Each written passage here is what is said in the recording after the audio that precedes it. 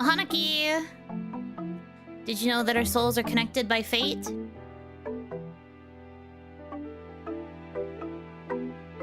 What do you know? I'm Yuno Hanaki, the one and only Aran from Luna. Good evening, everybody. Happy Monday. Happy OniMon. Welcome in, welcome in. Hope you have had a good weekend and a good start to your week. Good morning. Did you just wake up? Good morning. Vercon, congratulations on the 60 stream streak. Holy moly. Happy Snowymon? Well, it's not snowy for me, so I hope that even with snow on your side, it is not terrible. I hope. Yeah, your soul will do. And Nettle Seeds, thank you very much for the 3-month resub. Thank you. Been feeling down all day, Monday blues. Ugh, I know that's right. I know that's right. I was supposed to get a cookie with this, but you didn't say anything about the meme. You can't just say that you're getting a cookie. That's not what the exchange is. Read the title.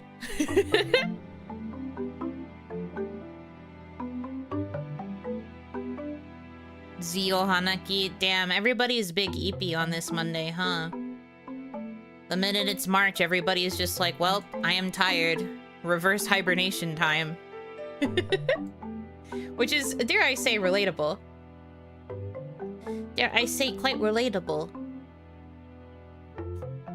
Reading is not for Monday. When are you going to read then? Honest inquire. Garfield kind of day? Fair. Fair. This is my granny mode month. Oh my. Well, that's fine. Get into knitting. Bake some cookies at home. What else do grandmas do? I don't know, that kind of thing. Monday is my Friday, so yay, my weekend starts. Yippee! That's kind of fair. It's like that for me, too. This is kind of my Friday because I'm taking my 2 break days a bit earlier than normal. So it's kind of like that for me, too, as well. I have more dental work tomorrow. I want this day to last as long as possible. Oog. Good luck with your dental work. But I can also understand dreading it. I hope that it goes well, though. Manifesting that it's not too difficult. And that you're able to recover swiftly. And all of that fun stuff. Well, yeah, welcome in. Hope you guys are doing well. I'm doing... okay. I'm doing fine. Yeah, I don't know. There's not much to really report for me. I'm doing okay. I'm chilling. I have not been up to too much. Still gushing over Gen 10? No, not really. I'm excited for it, but I'm also super willing to be patient. The fact that it's not, like, going to be coming out until 2027, it means that I don't have to think about it for too long. If anything, I should probably be excited about Pokopia, but I don't have the means to buy it on release day. So, or, like, during this release window, so... I'm gonna have to wait a little bit. That's also why it's not on my schedule, you will notice. It's because I don't have the means to get it yet. Gotta pay my rent first. Rent is due.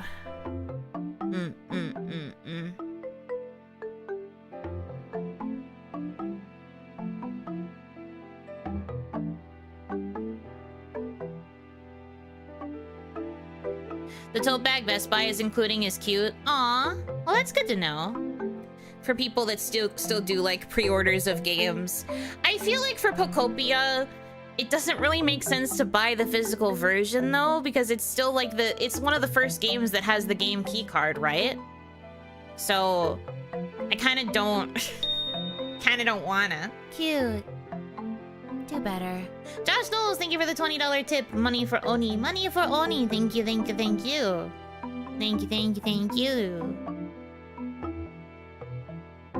Yeah. But no, I was going to say, I don't think I would bother to get the physical version of Pokopia because it's one of the first games where it's doing the whole, like, you open the box and there's just a game key code in it. Like a code for the game key.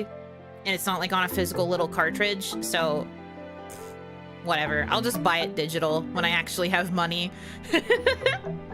When I actually manage to make money and am not broke, I will purchase it then.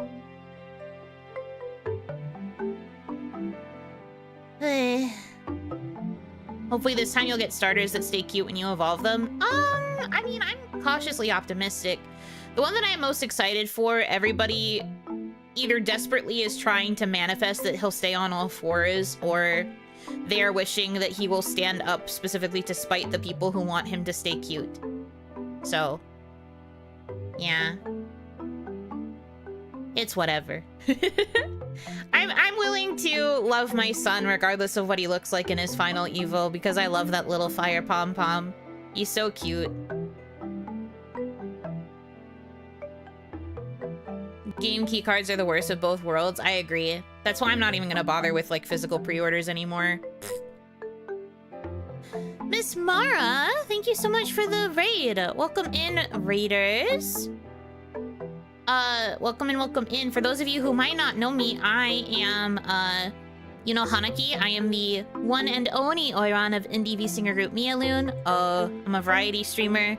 Mostly do a lot of yapping, but I play a lot of, cozy indie games. I do, voice acting and singing. I like visual novels. I like otome. Yeah. Yeah. Basically, that's kind of all I do. But thank you. Thank you so much for the raid. I hope you had a good stream. Hope you guys had fun. We were talking about Pokemon right now. So I apologize if Pokemon is not a thing that you are into, but it comes up all the time around here.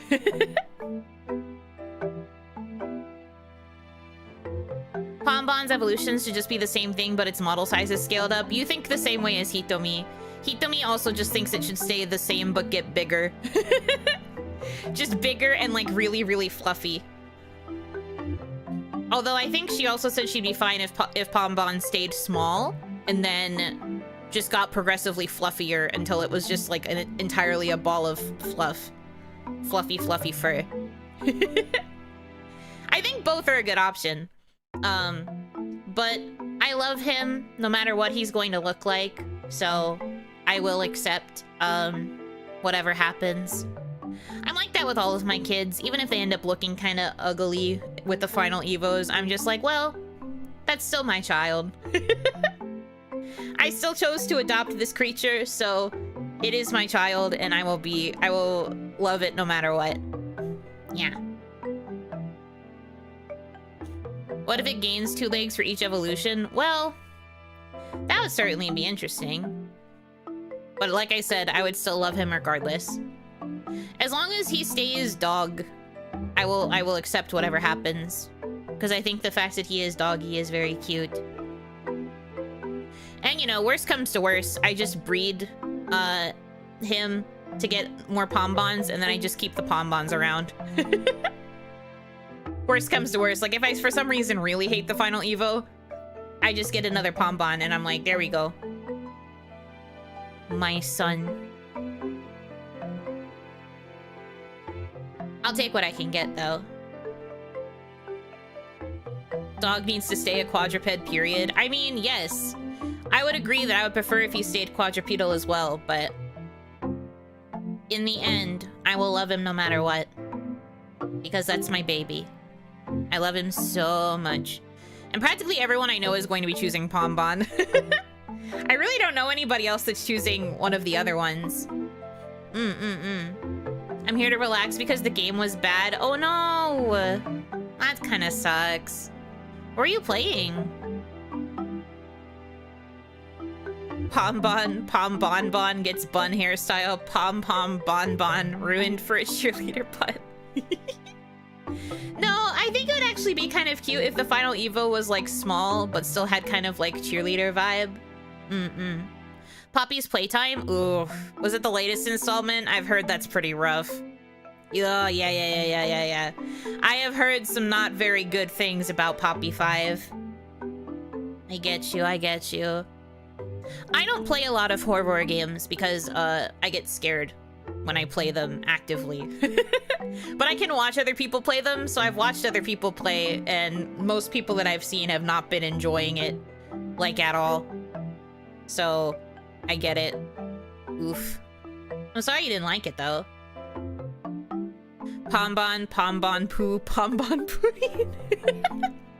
Now, see, if they ever did something where they combined Pombon and Pom Pom Pudding, I would cry. That would be so cute, and it would be perfect for me. I always think I want them to stay on 4 legs, but I really like Stealfox and Meowscarada, so clearly I'm fine with some of the furry bait final evos. I think if the design looks good, it will be very difficult to complain, you know? And, like, Meowscarada was very popular, even though a lot of people also wanted Sprigatito to stay on all 4s. I think if they know what they're doing with the actual design of the final evo, it's kind of hard to be mad about it. I think the reason people complain about Pokemon standing up is because they end up looking like the complete opposite of what they used to when they were little. People were very mad about Incineroar and are now constantly afraid of another Incineroar. Because Incineroar is so, like, aggressively masculine coded, especially compared to the other two who still look very... So they still look like creatures. Incineroar just kind of looks like a grown man with, like, a tiger mask, I guess. And I think people just don't really want another, like, grown man looking Pokemon. So I think it depends on the design for me. I am willing to put up with, like, a lot. As long as it still looks kind of cute. But I mean, I've liked Pokemon that ended up not being cute in their final evo. Or at least not cute by, like, my standards. But I have still found them cute and or charming because it is my starter. So, you know. I'm optimistic.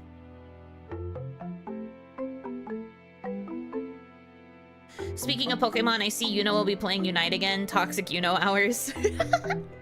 Yeah, I'm gonna be trying to get back into Unite. After the Pokemon Presents where they mentioned that the Johto starters were going to be joining the roster, I was like, okay, I guess I have to get back into the game. And there have been some Pokemon that have released that I do want to actually try, so it might be fun to start messing around and trying to learn new mains and all of that stuff, so that I can have more variety than being just a Glaceon main. Not that I don't love Glaceon in Unite, but might be useful to try to learn some other roles. Experiment a little. Competitive Toxic Buno is on the horizon. I mean, I can't really be competitive because a lot of the people playing Unite are like children. Or like bots. So like, I don't know. I don't think I'm really gonna be fully competitive. I will simply do my best. I will just have fun and be silly. Still waiting for them to add my boy's feel. It would be interesting to figure out what the heck they would even do with Walrein, but I think Walrein would just have to be a tank that is, like, slow as fuck.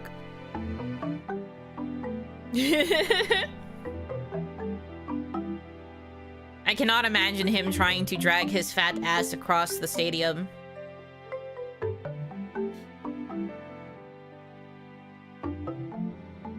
Time to go welcome to the real world, little Timmy. I see. You must have watched, when Kaya used to play all the time and she would refer to it as beating up Timmys.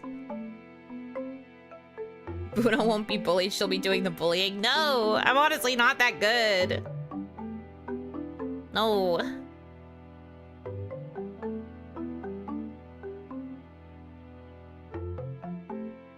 Firefighting, oh no, grass bird would be grass flying, balanced, dual type, water, rock makes grass times 4, that's so close. Are you ruminating on what the final evos are going to be, dual type wise? Yeah, I don't know. I was about to say I'd kind of like it if Pombon was Fire Ghost, but I forgot that, Fuecoco's final evo was Fire Ghost, so they can't do that again. Surely not. Then again, they did firefighting and firefighting, like, in a row at one point, so I guess they could. Maybe Fire Fairy? Fire Fairy would be kind of banger. The Grass Bird. Probably Grass Flying, but I wouldn't be surprised if maybe they managed to find a way to change it to something else with grass. Considering Decidueye was like Grass Ghost, right?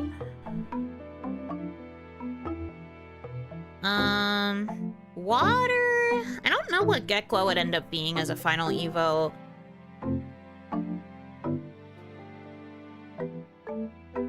Water Ghost might be kind of cool. Firefighting 3 times in a row, 3, 4, and 5. True. I really hope they don't do firefighting again. Please, surely they've learned their lesson. We don't need more. They're adding a new type. His typing is going to be grass eyebrows. So true. I can't wait for eyebrow type meta. So true, Bessie. Water poison could also be fun.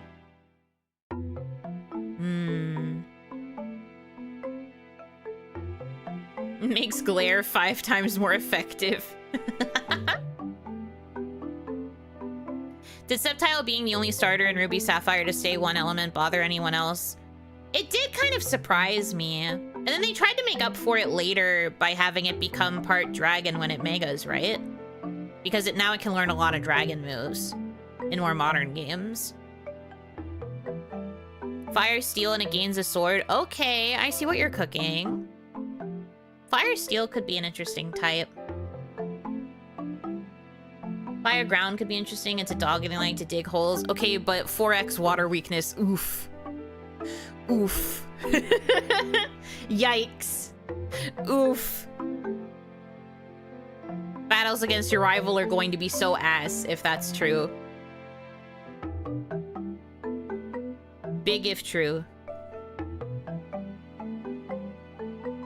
It will be Firefighter. It won't! They surely had to have learned their lesson after they did it 3 times in a row. That typing doesn't even, like, work that well. They will surely change their minds. My personal vote is Fire Fairy. I just want it to become the lesser dog from Undertale. Good taste. Fire, trust me. Oh, it just stays pure fire. It would be pretty funny if everybody spends all of their time begging and pleading about dual types. And then they just all end up staying monotype all the way through for once. It's been so long since that has occurred. Does Yuno like to be spoiled on the starter evolutions, or does Yuno prefer to blindly choose starter before picking one? I don't like to be spoiled on anything. I will only react to stuff that comes from official trailers, and otherwise I will keep myself completely ignorant. Anything that I know about has to come from official sources only. If there's anything that comes from a third-party leaker or from people who are playing the game early and trying to post spoilers, I do not care. Do not fucking tell me. I will eviscerate you with my eyes. So I do not care about the final Evos. I will just merely experience it as I go. And now that I've learned my lesson about playing Pokemon on stream, what's going to happen probably is the game is going to release and then I'm going to disappear off of the internet for several days so that I can beat the main story, and then I will come back. And then whatever gets posted, I won't be upset about. I'm going to do my usual thing, and I'm going to become a hermit, and I'm going to hide from everybody for several days so that I can beat the game and just experience it on my own. Yes.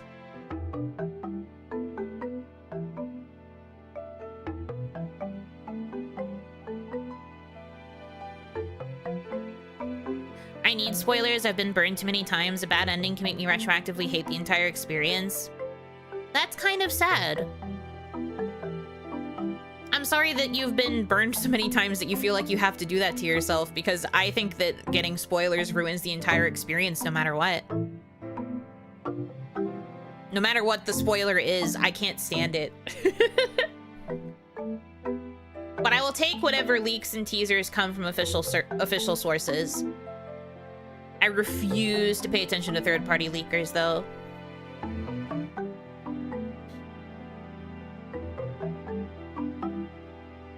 That is probably the one spoiler I would like to see. Everything else I try to avoid. I mean, that's fair. People have different perspectives on this stuff than me, and that is valid. I just can't. I want to be able to, as close as possible, which is very difficult to do in modern times because it's so hard to avoid spoilers and leaks about fucking anything, because people love to be the first person to post about information and get internet clout for whatever fucking reason. But like, I still try to play games as if I was a kid and I had no access to the internet and did not know what leaks were. I try to avoid everything so that I can have a pure, fun experience with a video game. And just take it all in for the first time. I don't look up a guide. I don't look up spoilers. I don't do literally anything. I just try to experience the game for myself like I used to when I was little.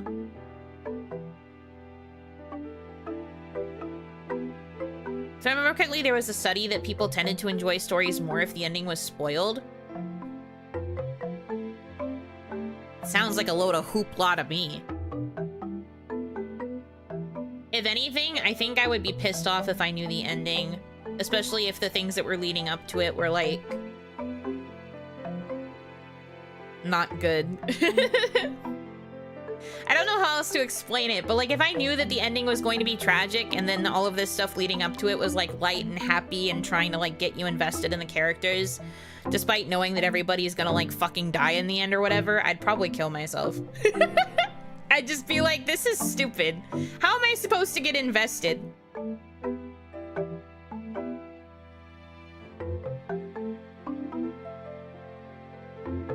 My spreadsheet disease requires 15 tabs of guides at all times, min-maxing. I don't understand how you could min-max on a first playthrough. I can understand if you do it for like the second playthrough onwards, but I could never do that for my very first playthrough of a game. I have to just experience it blind and enjoy the experience. You don't do the thing of reading the last page of a book? No, never. When I pick up a book, like if I'm in a library or I'm in a bookstore and I'm trying to like pick out a book that I want to purchase or like check out, right? I will look at the cover. I will try to read like the summary or the synopsis, like the little blurb or whatever, wherever it is in the book. I might flip to the back to see how many pages the book is, like to find out the page count. And then I will usually go back to the beginning and read like the first page or two to kind of get a feel for how the writer writes, and then I will purchase. But that's if I'm in like a physical location. Admittedly, a lot of my books I've been getting online lately, so I haven't been doing that as much. But I'm like very thorough when it comes to picking out a book, and I make sure that I never actually read the text that's on the last page. I literally just look for the page number, and then as soon as I see it, I'm like, okay, cool. And I don't feel any sort of temptation to read the last page.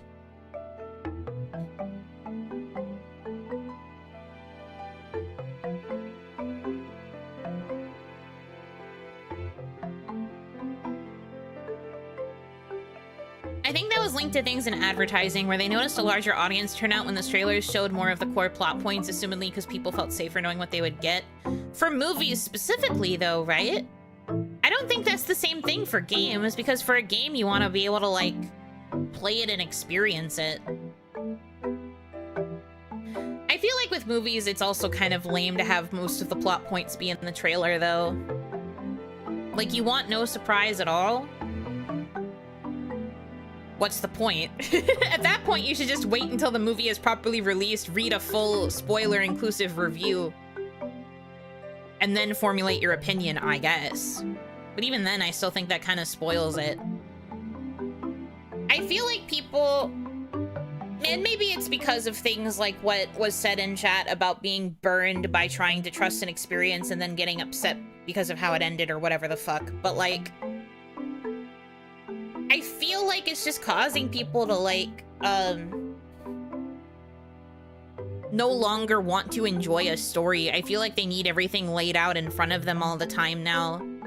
And And if you aren't like super clear even within the actual like media itself, then people will just like hate it. Like everything needs to be spelled out super early, and it's causing people to like not really enjoy stories anymore, or like enjoy ambiguity. Which I know is hilarious coming from me because I've mentioned I don't really like open endings, but I still like the experience that leads to an open ending. And I don't want any of that spoiled. I don't know.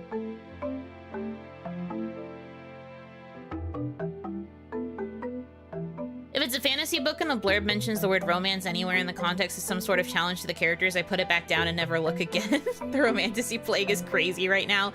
I feel like romantasy specifically has this problem of advertising itself via romantic tropes rather than anything about the actual story. I can understand wanting to read a fantasy that doesn't mention romance as like a core plot point. But like, I think the problem with romantasy is that it always does this thing where it's like enemies to lovers. There was only one bed. Like they rely off of tropes that came from fan fiction in order to advertise their like legitimate romantasy plot. But then like you go to read the book and there's barely any plot because they're just relying on tropes and are hoping that the trope is enough to make you care about their characters when most of the time it is definitely not.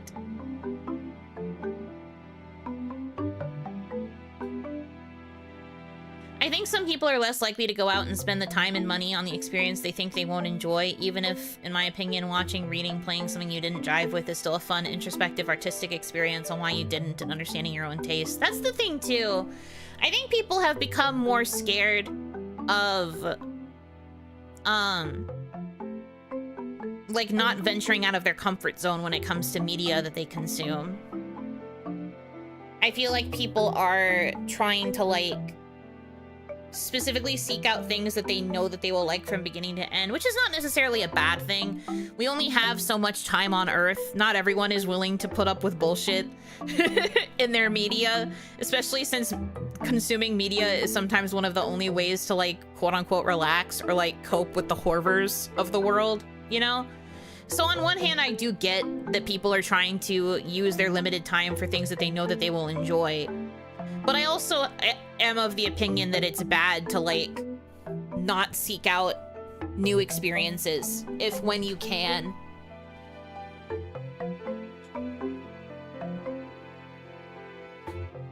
Basically trying to use enemies to lovers to prop up the whole plot. Exactly. I think that's the bigger plague with romantasy, in my opinion. Because most of the time they do not care about the fantasy element. They want to focus on the romance. But then they expect you to care about the romance because it has tropes. Like, if I don't know anything about your actual characters, how am I supposed to get invested in the fact that they are a trope? Like, these two are childhood friends. And I'm like, cool, but what was their dynamic like? And what are they like now that they're older? I have to know what the actual characters are like as childhood friends. I'm not going to read the book just because there are childhood friends in it. But I feel like a lot of the romantasy writers base all of their advertisements of their writing towards fanfic readers and towards like people that are in fandom. So they don't realize that the reason that people seek out those tags in fanfiction is because they already know the base fandom and the base characters. Like, take, for example, if I was going to go read a Flurry, which is like Flynn and Yuri from Tales of Vesperia fanfic, and it was like tagged enemies to lovers, I'd be like, oh, okay, I know how Flynn and Yuri work as a pair, so I can understand why you would interpret them as enemies to lovers. I want to see what that's like. Versus if it was like a series I knew nothing about and someone was just like, you know, you really need to read this fanfic. They're enemies to lovers. And I'm just like, but I don't know them. But I don't know them and I don't know why this is interesting. I don't know.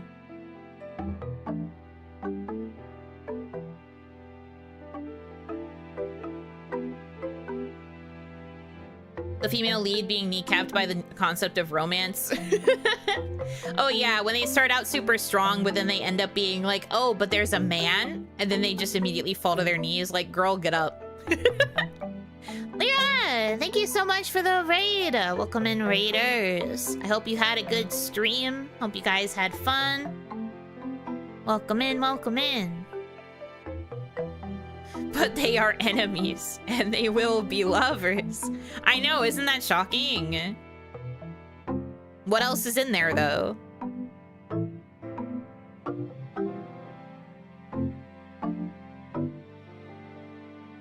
It's a lot easier for people to go read the good stuff that's agreed upon by everyone without doing the work of finding something they enjoy. And it makes me so sad, because I feel like people aren't, like, willing to go out of their way to find stuff and, like, engage with things that, yeah, they might not like it in the end, but I still think it's worth trying to invest in it. Hi, hi, hi, hi! I hope you had a good stream. I hope you had fun. Can we get acquaintances to lovers? Can we get meet cute?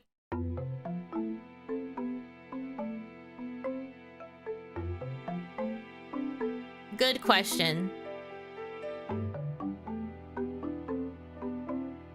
People always have to come up with the, like, established relationship stuff, I guess, in order to make their romance story more interesting. I feel like people are less likely to enjoy things where they're, like, just straight acquaintances or, like, things like that. It's pretty much always enemies to lovers. Maybe it's, like, rivals to lovers. Maybe sometimes you get friends to lovers, but that's very rare. Or you get, like, arranged marriage, but because it's arranged marriage, they end up, like, enemies.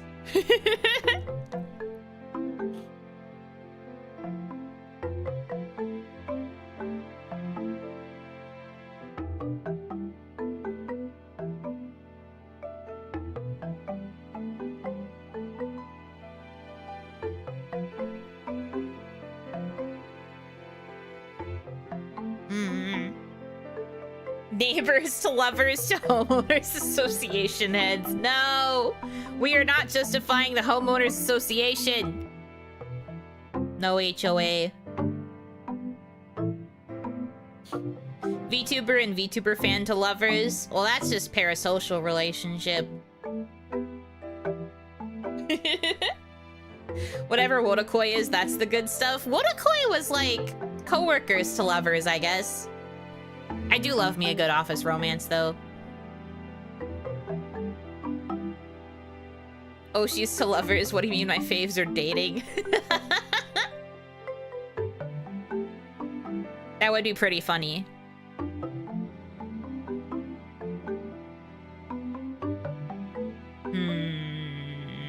Siblings to what? Siblings to what? Go on, coward. Finish your statement. Say it with your whole chest. Siblings to neighbors.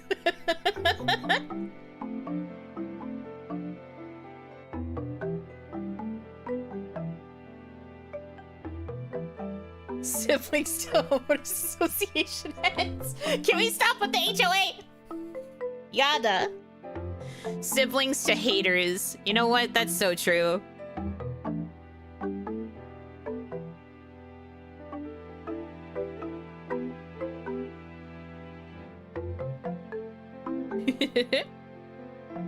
Siblings to VTuber and manager. Man, you would have to really trust your sibling in order to have them be your manager. Siblings to siblings to siblings to siblings to the coffin of Andy and Lele. Oh god, I have heard things about that game. I've always kind of wondered about it, but that might be a lot to voice act for one person.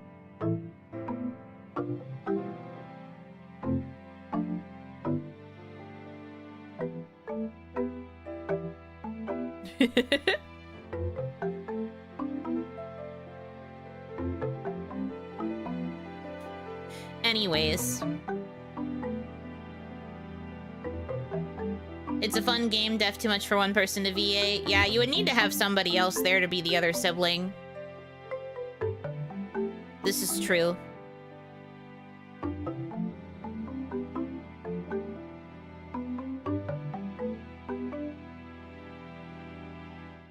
an only child. Oh, I see. That's why you enjoy it.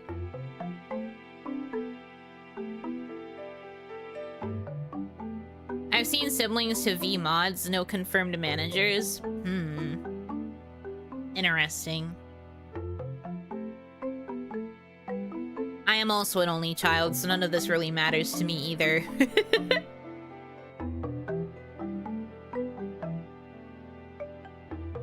Siblings to amnesia to... Oh no. Oh no. Whoa, no, no, no, no, no. Wait. Wasn't there a manga where a dating couple finds out their parents are getting married and so they become step-siblings? Literally lovers to siblings. Ooh. That sounds about right. I wouldn't be surprised if that was a manga. I feel like I've also heard of that in, like, Reddit stories before, too.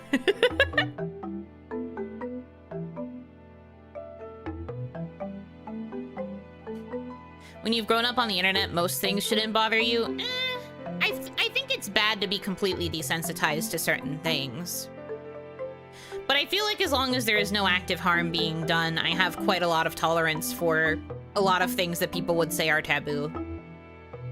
But I think I'm one of those people who thinks that there's a difference between what you like in fiction versus what you are like in real life.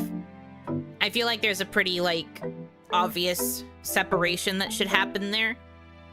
If you like something in a media, that doesn't necessarily mean that you want to do it in the real world. I've always felt this way. It may not be my cup of tea, but as long as you're not a fucking weirdo about it, it's fine.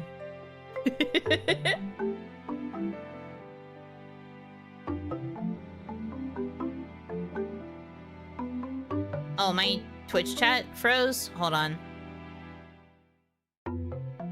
Twitch chat is dead. Come back. There we go.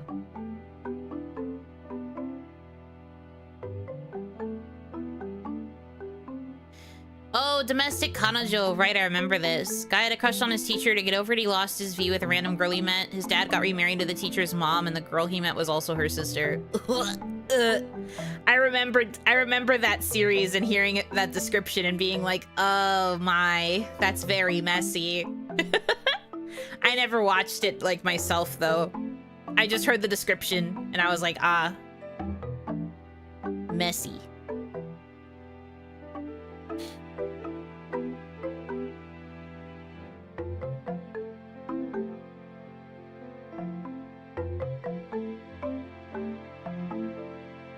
She hates us. No, I just had to refresh the browser. I don't know why it froze on me. I can see you now, though.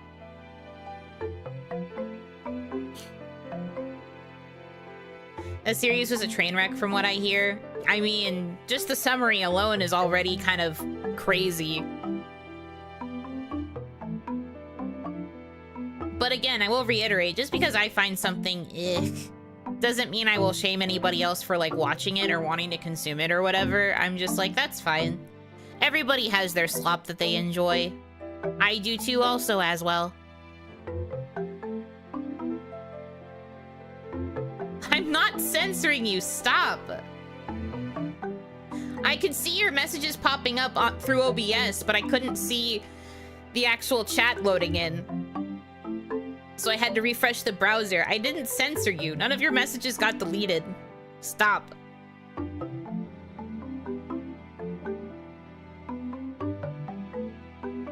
Thanks, Dad. My love triangle is now sister wives. Ugh. Oof.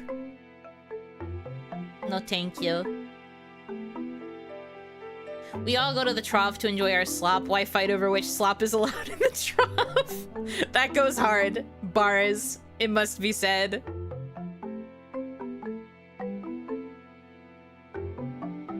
Get over it, Twitchers. Yuno only likes us YouTube folks. That's why we're on top. No, not really. I probably could have left the chat on the bottom.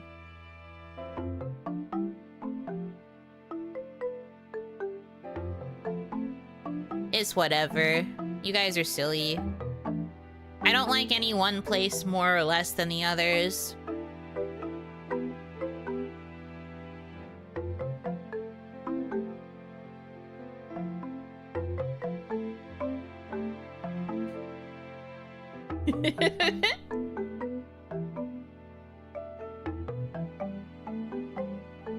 Can't believe Yuno is this message punched in the face by Yuno Hanaki. A Yuno Gold membership is required to see this message, which is incredibly hot and well written. That's crazy.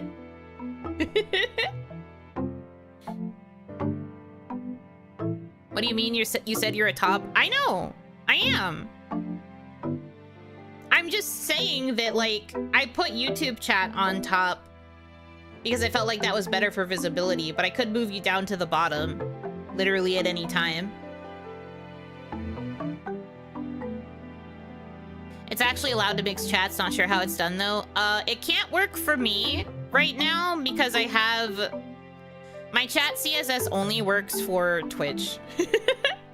So, even though I could combine the chats, it's not coded to allow YouTube messages to also come through. I've been meaning to message the person who coded my chat to see if it would be possible to make a combined one, but that might cost some extra money.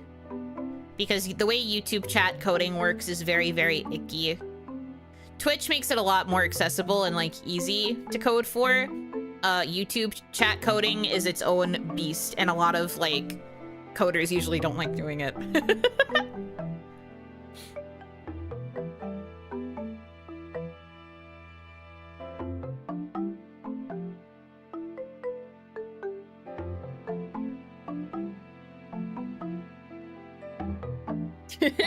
Dama's arguing over which Dama is the Seme and who is the Uke, and Yuno says, I decide your fate. Yeah, literally me. I decide this. Having YouTube on top is fine because your horns poke them. It's like stepping on coals. I mean, they're probably into that, though. They are probably into that arrangement, though.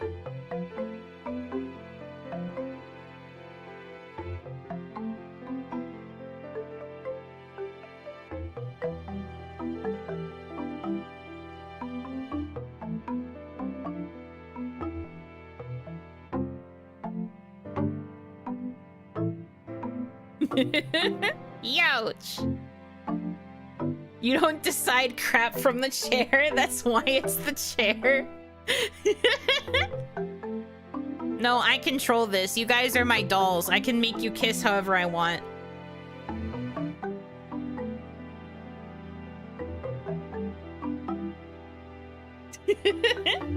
How come we don't get that action? Because I am not turned on my side to stab you.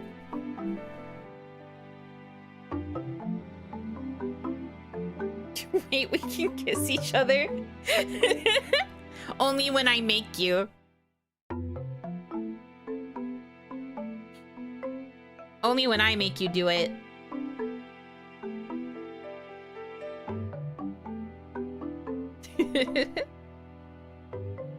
Shoulders.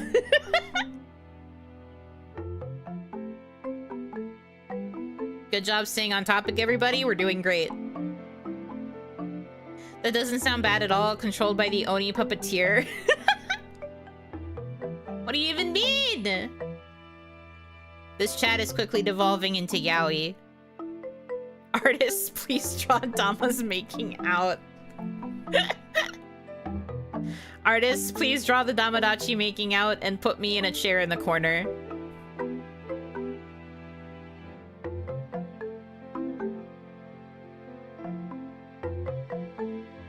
I can feel my hands growing is a crazy statement. We will never avoid yaoi in this channel. Correct. This is true. If there's any channel where you can expect yaoi, it's definitely mine.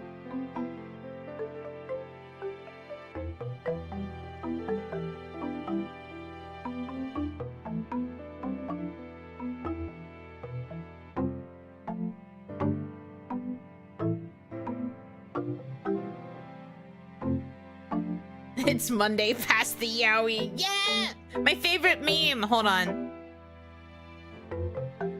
One of my favorite memes. Hold on.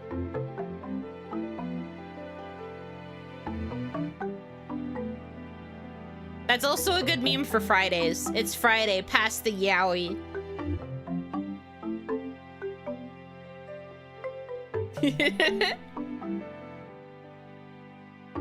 Nettle and Beep Beeps are in chairs next to you. I don't think Nettle would personally want to watch the yaoi. I don't know how Beep Beeps feels.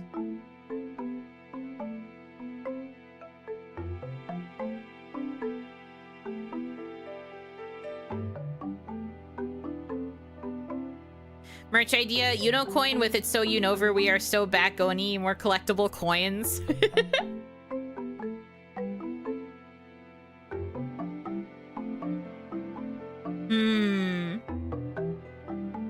I do agree with the it's so Yunover. I think I would have to workshop the we are so back.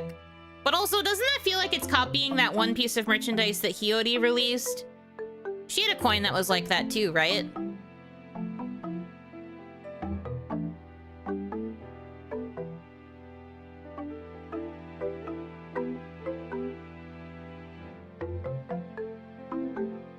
Yeah. More coins. I appreciate that, but I don't want to make it seem like I'm copying someone's unique merch idea.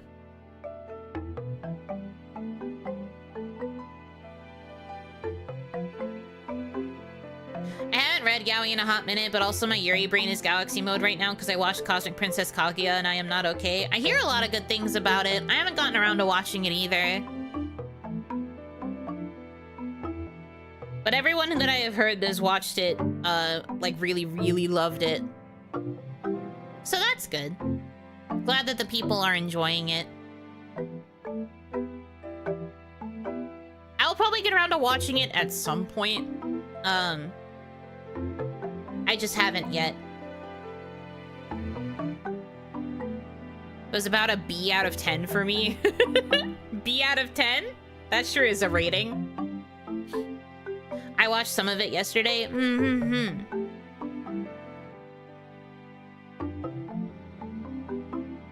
But yeah, no, I've heard good things. It gets weird, but it's worth the runtime. I mean, it's about space, alien women, and they sing Vocaloid songs, and there is Yuri, so of course it gets a little weird. And it's kind of based off of the Kaguya myth as well, so of course it's gonna get a little weird because it's based off of mythology.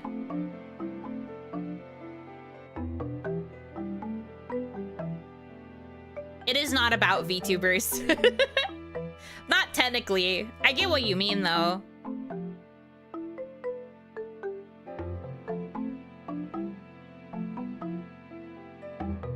Once you involve space aliens, all bets are off. True.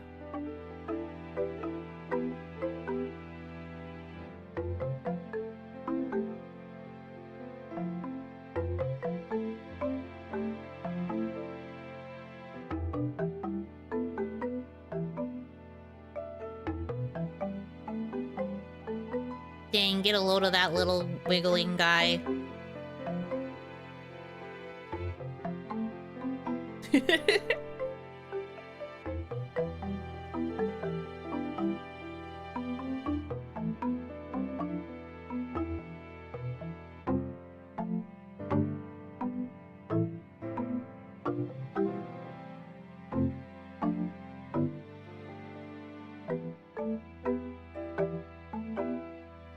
Wiggling thigh? No, I said wiggling guy.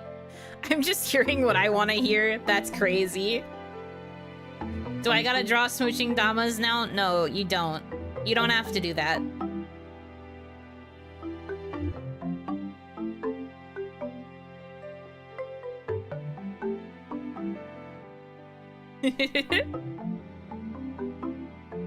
Isn't that a saying? Once you involve aliens, time travel, or the Cthulhu mythos, your story will only be about those things? Yes. It's because they are very all-encompassing.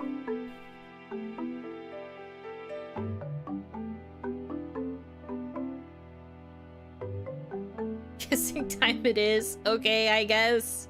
I mean, I can't really control what you do. If you really want to do it, that's fine. That's fine, I guess. Live your best life.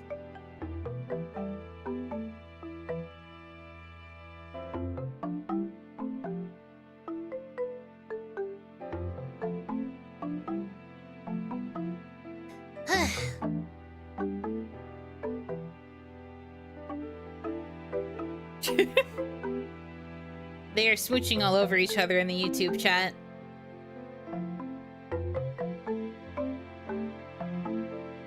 Cthulhu Yuri, isn't that just Nyaruko? Yeah, I'm pretty sure. I would say so.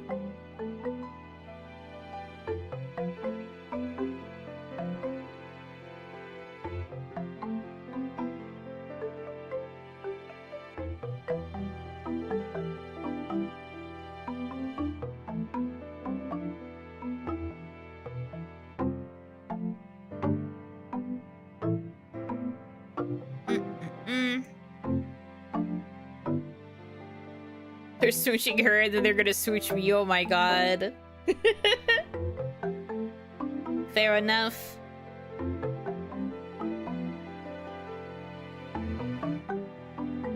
Have fun over there, I suppose.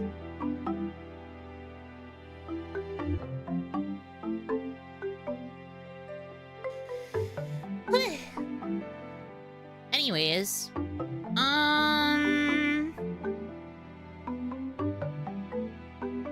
let's see, what else can we talk about?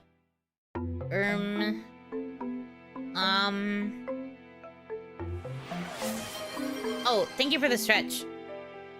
I don't really need to stretch, but I will stretch.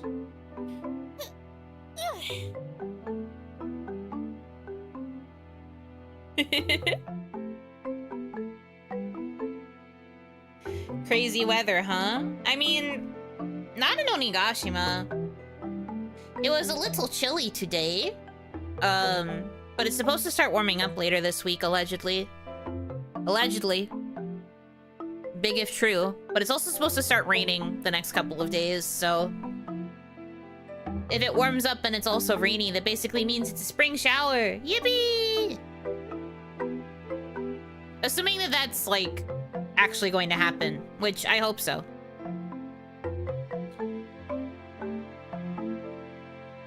I guess the thumbnail meme was girl looking smug at the camera while the house was on fire. Ah, yes, you are right. You are right, good job, you get a cookie.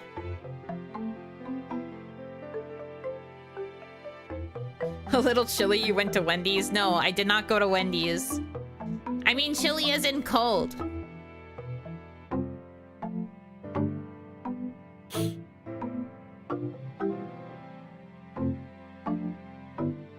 Lucky you, it's hot one week here, then back to normal the next. Well, you also live in a place where it's generally pretty, like, warm / like, temperate climate. Onigashima's been cold. So the idea of it warming up is nice. I will gladly take that. My expectations are mild, however, because usually when it's like, oh yeah, warm front, and then it fucking lies to me, so I'm like, okay.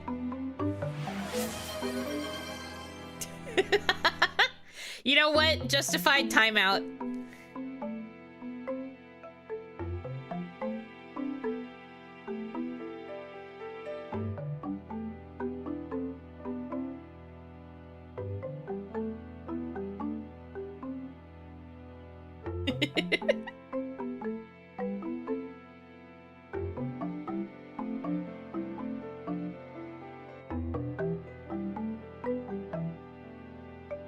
Who needs a fast food joint when you can cook your own food to stick it to the jerks for the right price? I mean, it really depends on the food. I think there are some things you can make at home that'll taste better, but there are definitely others that are better off ordered out. And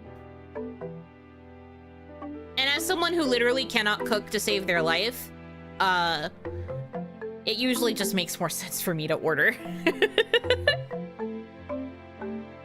Usually it just makes more sense for me to order something. because I have never been able to reliably recreate something at home. Unless it's something that, like, the restaurant themselves actually released to grocery stores so that you can make the food at home. And that's usually just, like, microwavable food.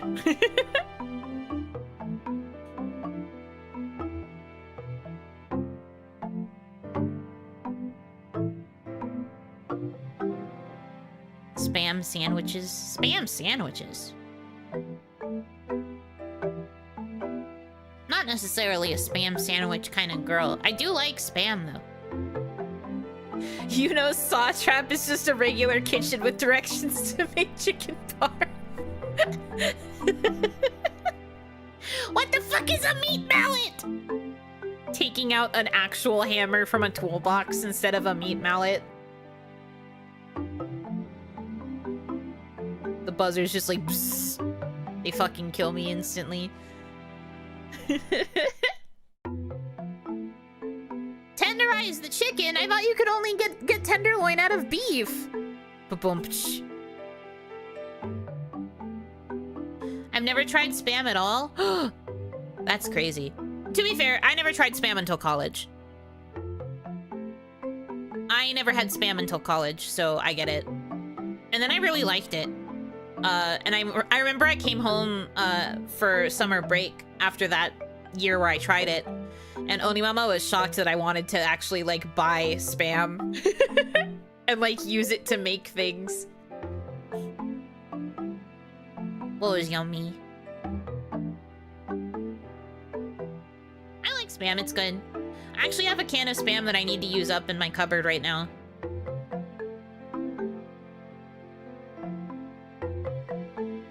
I bet you can make spam musubi from scratch if you tried. Maybe. I would need a rice cooker.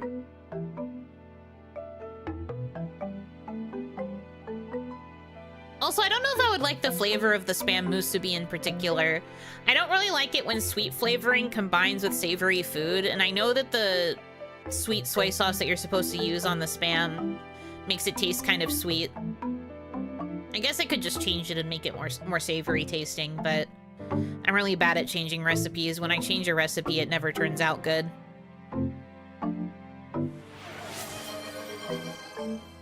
Oh, thank you for the hydrate. I take a sip of water.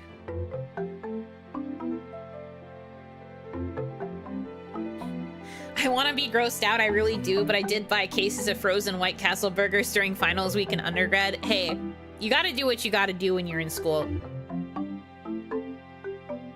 When I've heard spam goes well with eggs, it does! I would take the spam and I would cut it into little dices, little cubes, and I would mix it into egg, and then I would make fried egg with, like, spam pieces inside, and it would be really yummy.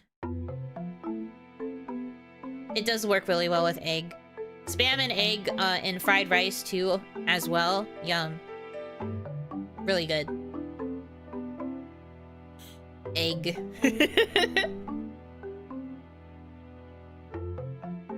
I don't think there even is spam here in my country. It's just mystery American meat to me. I'm sure you could probably find it. Spam exists in most places.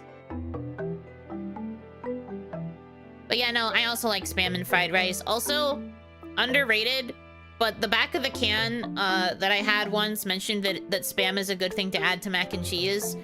So I fried up some spam and I added it to my mac and cheese once, and they were not kidding. It was actually really fucking good. It was actually pretty yummy. As someone who usually has to have a protein when I have my mac and cheese, it was a pretty decent protein option. Egg, send tweet. So you take an egg.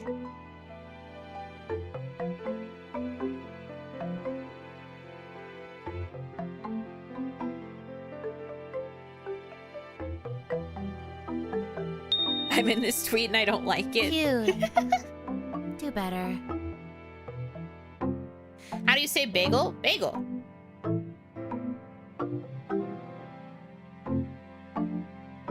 Conrad, thank you for the $6.90 tip. Haha, nice. Conrad just joined Onibito. Haha, imagine. Imagine. I know, man. I miss YouTube memberships.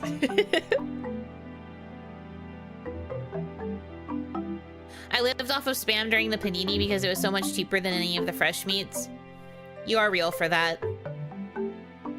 Understandable. Yeah, if I wasn't already basically living off of nothing but box dinners before the panini, it got pretty bad during the panini. Got pretty bad during the panini, too. Spam is really salty, though. It is. But they offer versions of it that are, like, reduced sodium if you don't want as much salt.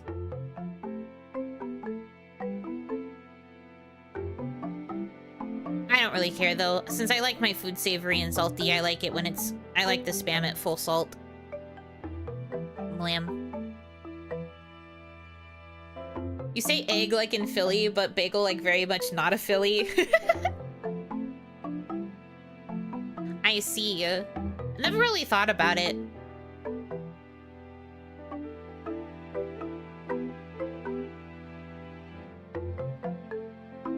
It being salty made it perfect for Asian dishes. True. That's why it's really good in fried rice, I think. Yum, yum, yum, yum.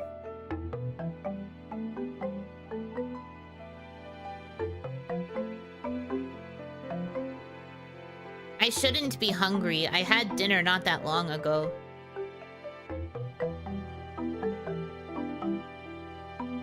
I should not be thinking about more food.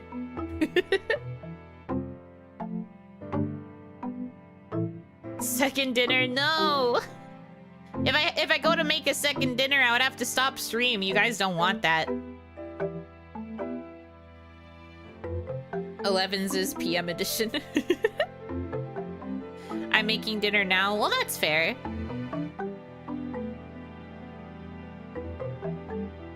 You know, playing a Souls-like is perfect for Asian dishes. Ha ha ha ha.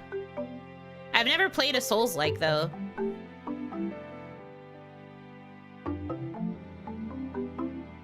She's not a hobbit. She's too short for that. I literally grew to my normal height. I don't understand why you guys keep making short jokes. I literally grew.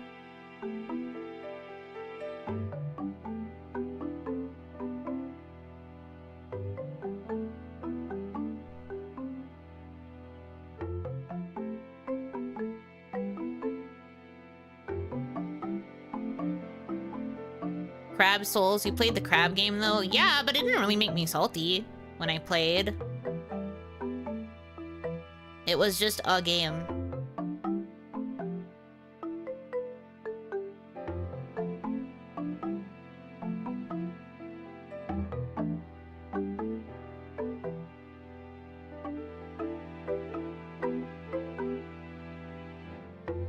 You're an inch shorter than me. So that means that I'm going to be called smaller than a hobbit for the rest of time? I guess that's how that works.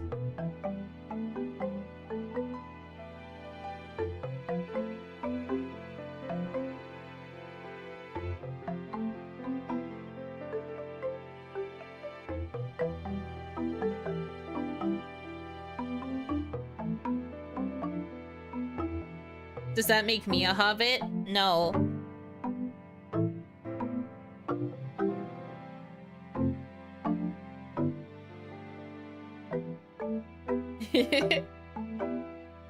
Yes, it seems they have returned from jail.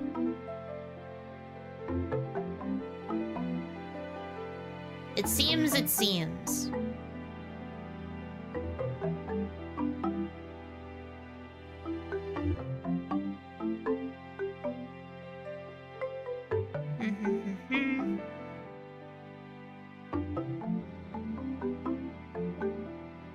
What else have you been watching lately? Not much. Tamon's B-side is the only anime I'm really watching right now.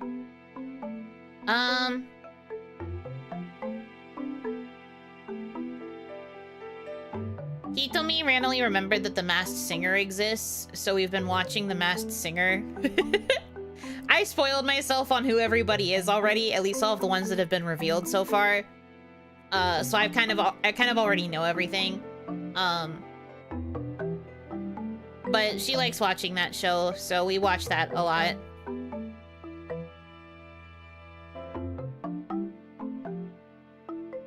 been watching Fate Strange Fake. Has it been good? I hope you've been enjoying it. Spoilers. I have the spoilers for Masked Singer because I think Masked Singer kind of sucks, and I need to know ahead of time because a lot of the people that they've been getting have been kind of cringe. And I watch Masked Singer because I don't know most of the celebrities. They used to be more well-known when the series was first going on, but nowadays, because the show has kind of fallen into a very cringe obscurity, I feel like a lot of the people that have been on it have not been very recognizable. At least not to, like, younger generations. I feel like a lot of the people that have been on it are, like, for the old souls, for the people that are in their, like, 40s and up. So I'm just like, It's like Dancing with the Stars. I would say Dancing with the Stars has more notable, like, modern celebrities. To me, though, I don't really care for most of the people that have been showcased on Masked Singer.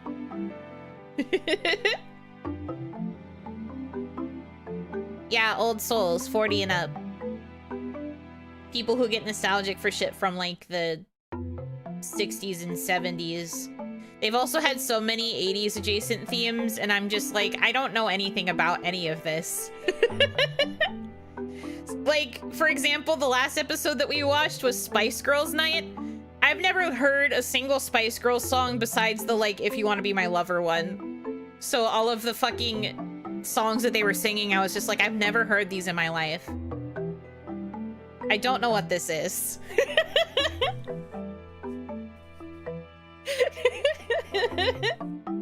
I've literally never heard a single Spice Girls song besides Wannabe. And that's just because it was occasionally in some movies that I watched when I was a kid.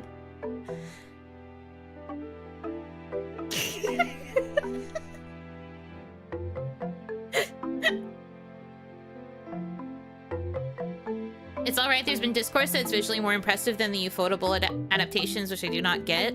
I don't understand why that would cause discourse. I still think Ufotable does a good job.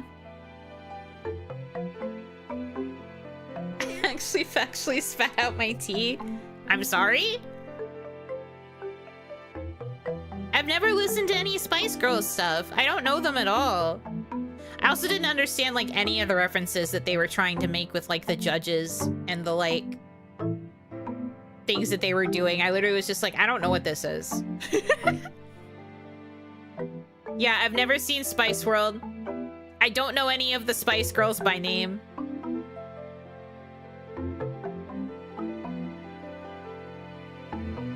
I have heard of Mel B as Mel B, not as the fact that she was a Spice Girl. I have heard of Mel B as Mel B because I watched, what was she the judge for? X Factor? Or something else. But I knew her as Mel B, and then they would start referring to her from, like, her Spice Girls days, and I was like, oh, she was a Spice Girl? Okay. I truly had no idea.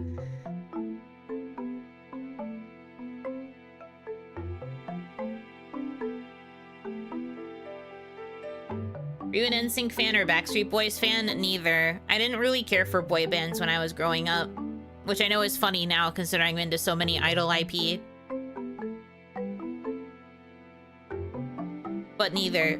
I didn't really listen to any boy bands. I didn't have a single boy band CD. I didn't have a single boy band poster. I got nothing. One of them is Victoria Beckham. She married David Beckham, you know, the Bend It Like Beckham guy. You're trying so hard to say things that you think I might recognize. I don't know a single word that just came out of your mouth. I think I have heard the name David Beckham, but I have never heard of Bend It Like Beckham.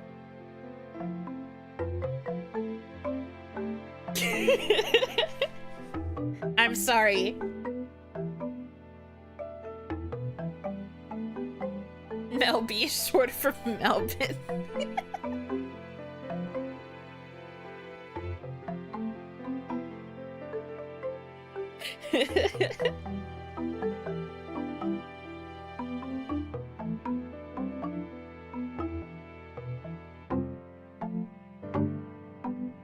parents were shocked when I came out as gay, but I feel like the Street Sharks poster in my room was a dead giveaway. What is a Street Sharks? Is that another boy band? Or is that a girl group?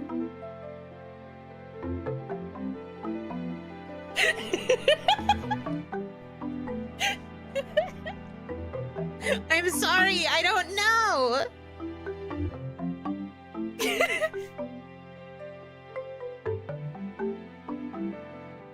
They're having a meltdown in the Twitch chat. What do I do?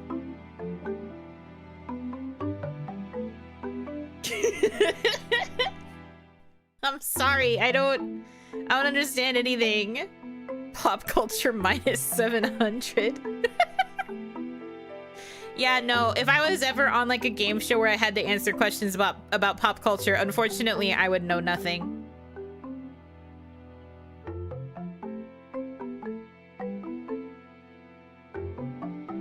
Street Sharks is totally hetero cool. What does that mean? What? Bro, I don't understand what's going on.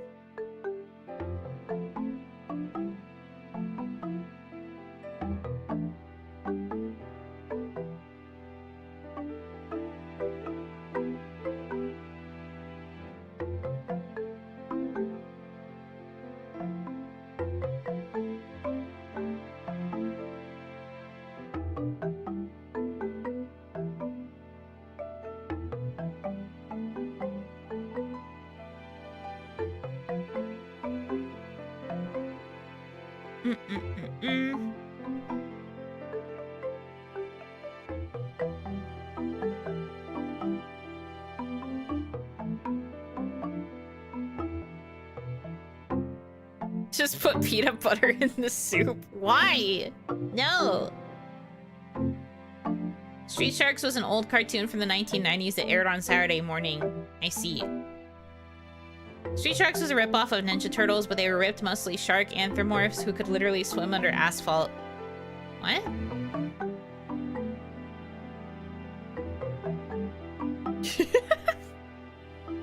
Yeah, that was never, ever on TV when I was growing up. I've never heard of that in my life. Although I vaguely feel like Hitomi might have mentioned Street Sharks to me before. Maybe?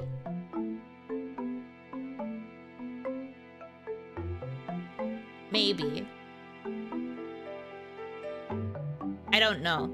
Either way, never heard of it.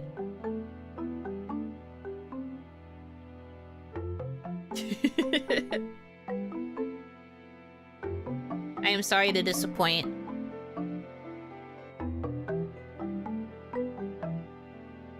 If you grew up in the 90s, that was on TV throughout the decade. Well, I hate to tell you this, but Onigashima doesn't have things. And also, I'm 224.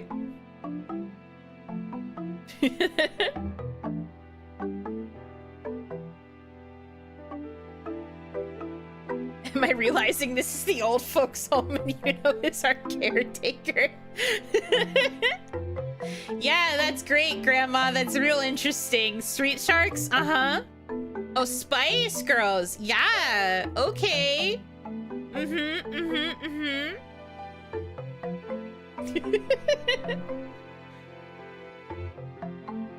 224 sounds like skill issue? What do you mean sounds like skill issue? Potato flew around the roof before you came. Okay, Grandma, take your pills.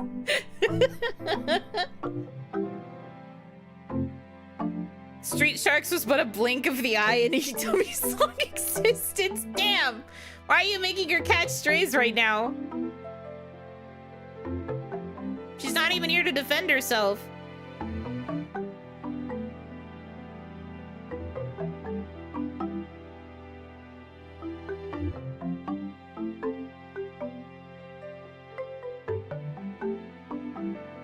Being old and still being a VTuber fan would be pretty neat, not gonna lie. Imagine how crazy the VTuber scape is going to be by the time we are old.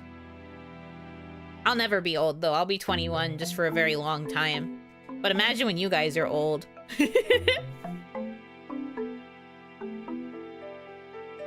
A little of We Are Old, a little of Yuno thinks the world started in 2000. I don't! When have I ever said that? What do you mean? I've never said that ever in my life.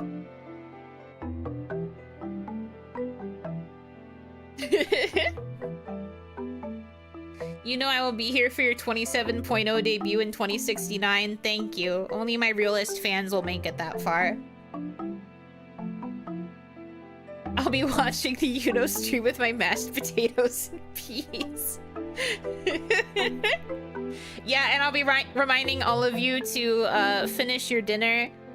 And to remember to put your dentures in the cleaning solution. Tuck you into bed by 10 p.m. I'll have to have 2-hour limit streams because you guys won't be able to watch for longer than 2 hours because you'll fall asleep in your bed.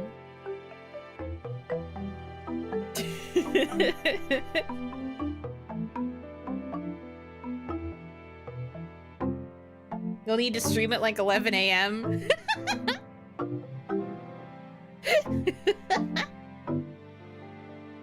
That's pretty funny.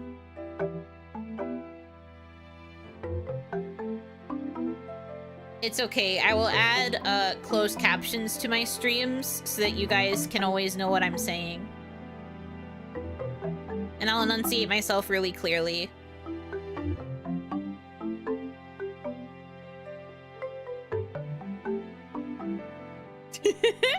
I'll be able to caress the Budo on the screen while remembering how beautiful she was 40 years ago.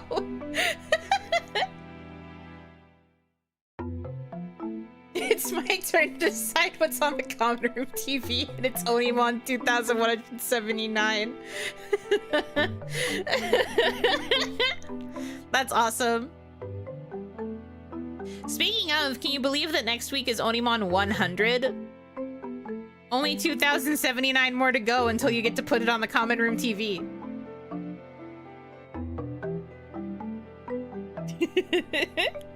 Why is there a girl dressed like an Upe on the screen? She's going to be so cold. Why does she have exposed shoulders? Still tuning in even after being put in the jar. They bury you in a tomb, and the only thing that you request in the tomb is that you have internet access, and it just constantly plays Yuno Hanaki streams. Because surely by then it'll probably be set up that it can just automatically click to the next video by itself. So it'll just keep playing my VODs for you, even in the depths of your tomb.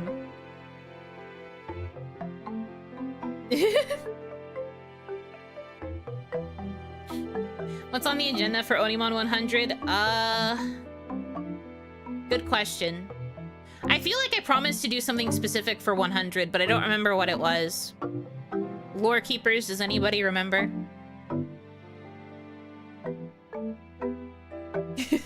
My gravestone will have a screen and speakers playing Yuno streams. Let's go! Tier list of all the OniMons? Oh, okay. Yeah, we could probably do that. We could probably do that. Lamau, the year is 2088. YouTube autoplay is still broken. So true. That shit will still be running on spaghetti, but it'll be like old, dried up spaghetti by that point. You're so right.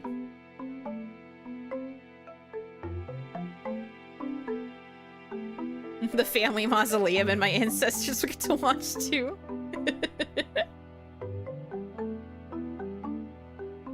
Just have the top tier called Wellington tier. Yeah, and that's where the beef Wellington OniMon has to go.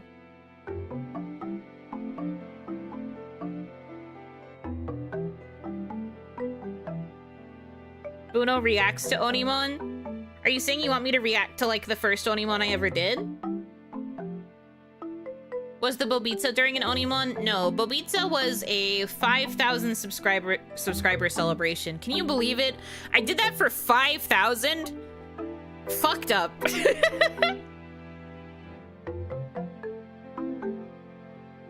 For 5,000?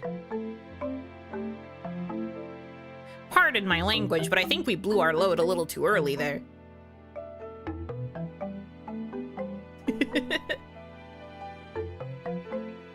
But yeah, no, that was not an OniMon.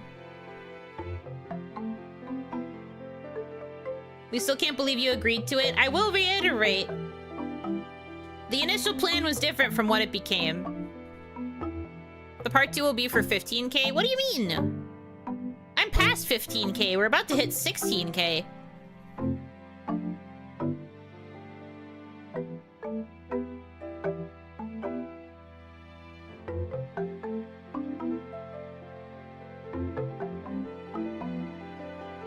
Wait. As suddenly like 1,000 people unsubscribe instantly and they're just like, what are you talking about? Tier list of Yuno core characters? I don't even know what counts as a Yuno core character. Unless you just mean that I just make a list of all of my favorite characters. Uno reacts to OniMon 1. We can see the growth of bullying Yuno. I mean the growth of the OniMon streams. Were you guys even bullying me in the first OniMon? I don't really remember.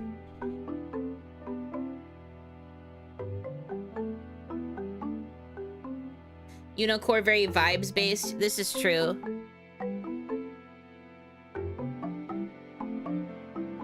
I would have to really think about what kind of characters we put on there. I'd also probably have to impose limitations so that I don't just list entire casts from particular series.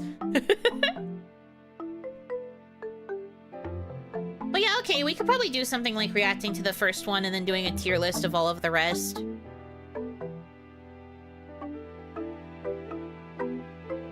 Probably.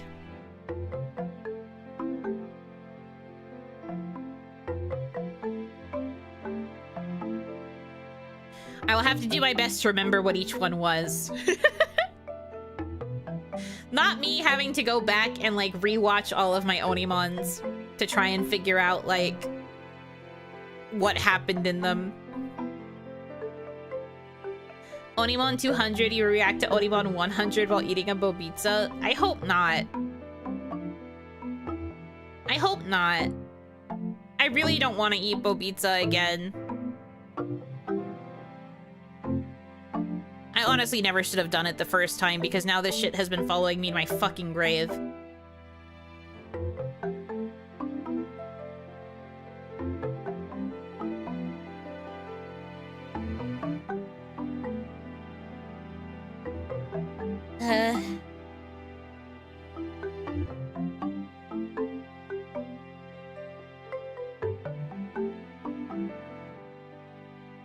The worst part was having to spend my own fucking money to make bobitsa. That was definitely very disheartening to do. We need to get you a new thing. I don't know if I really need a thing. I don't know if I really need a new thing. I think I would prefer to never have a thing. OniMon 1 was pre-mic fix, so crank the volume up. Yeah, that shit's gonna have to be turned up quite a bit.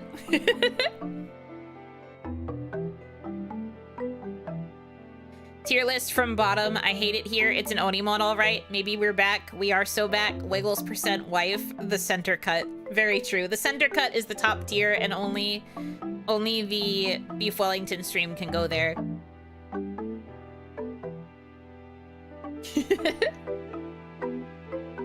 You turn 1,000 years old and 7th generation Damadachis will still try to suggest bobitsa.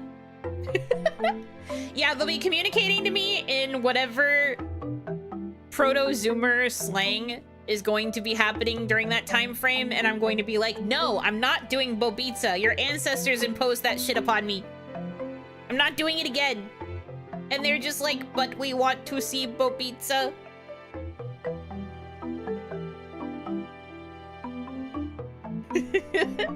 I'm still gonna be like, no! Glorp, glorp, glorp, bobitsorp is fucking crazy.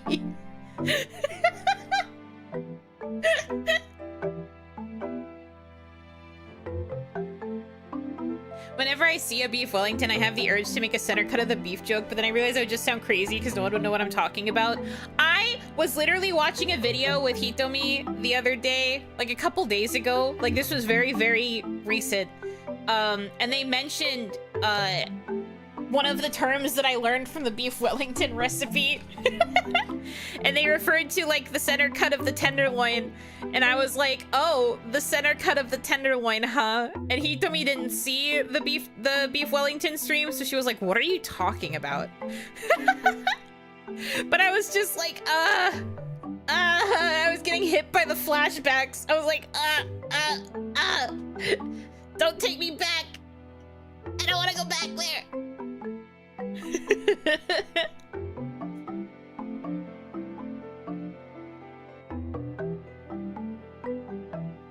I can't remember what specifically they said, but it was definitely like mentioning something about like the tenderloin and like the center cut. And I was just like, oh, the center.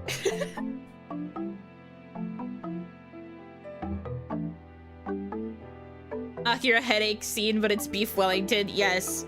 I think that joke was actually made in the beef Wellington supercut video. Because I mentioned I was getting war flashbacks when I was going through the recipe.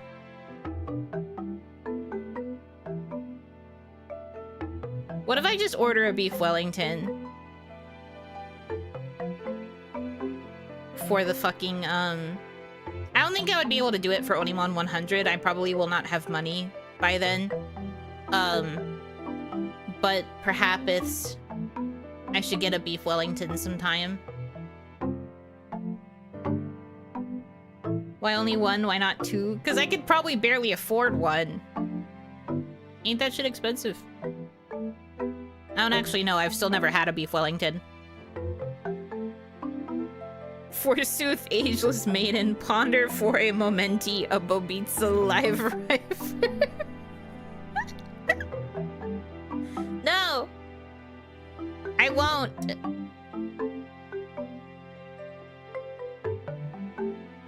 You could try to make one now that you acquire the knowledge. I brought this up when we were first talking about the beef Wellington recipe. But I literally don't have a setup for cooking streams, so no.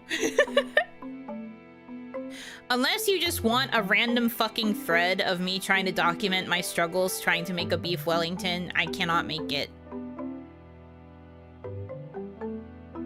It is not possible.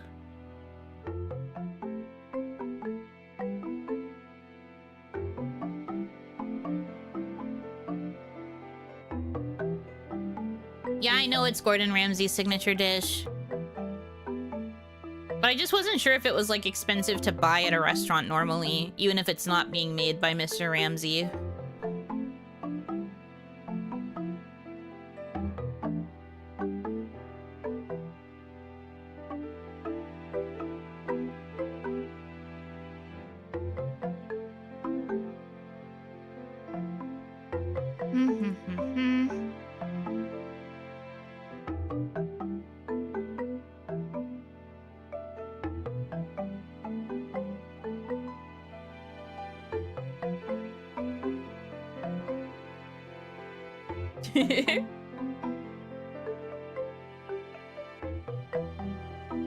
She set off the fire alarm just trying to heat up her pan. You think she can make a beef Wellington? Yeah, I don't trust myself. Progress photos while streaming? I literally can't. I can't go back and forth between my room and the kitchen.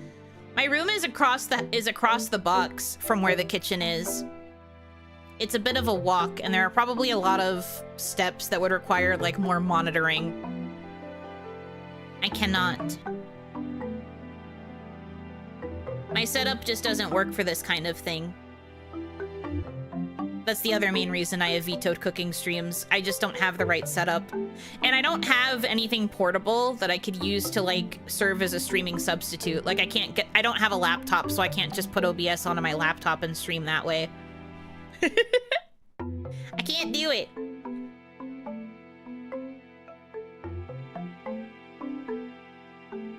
He once stole my food truck. Legit, I was walking up to the food truck I frequented and they were filming a Kitchen Nightmares episode in there and he drove it away. I never saw that truck again. Oh no, he caused it to go out of business. It's so Jover.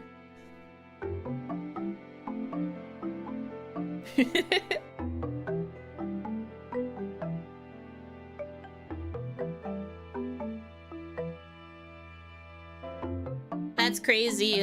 One of your favorite food trucks being stolen by Gordon Ramsay is definitely a story for the ages.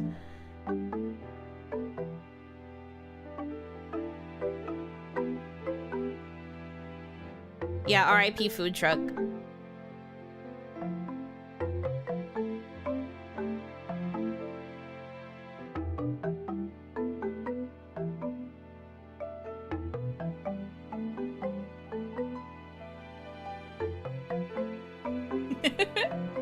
Hopefully the food truck was isekai'd and not closed down. Are we saying that he is the one who can determine things getting isekai'd?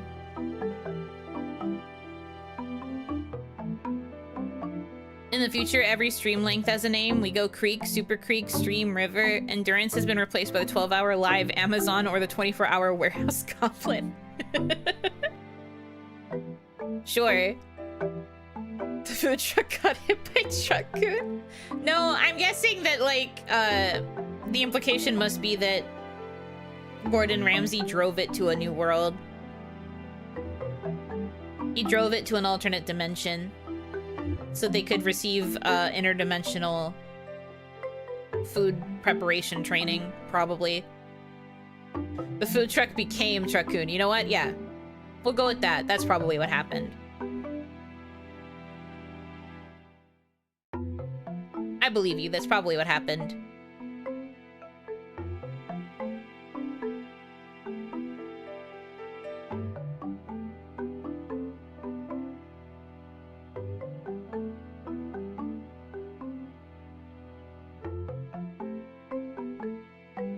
I'll leave it to everyone's interpretation. Ominous. Cooking in another world with a taco truck with 26 health code violations. Pretty banger if you ask me.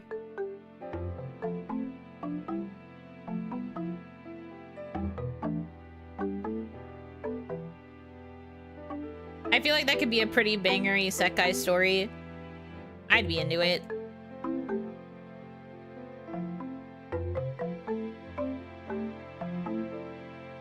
Maybe he needed someone to teach him how to make a real grilled cheese sandwich because Gordon's version was a choice. Oh my god, yeah. I remember how fucking hard he got clowned for that grilled cheese.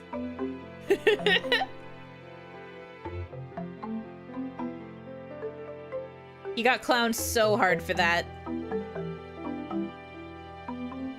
I can't even remember what was so bad. I think he chose cheeses that didn't melt very well, so it was just kind of like a weird, like, warm sandwich.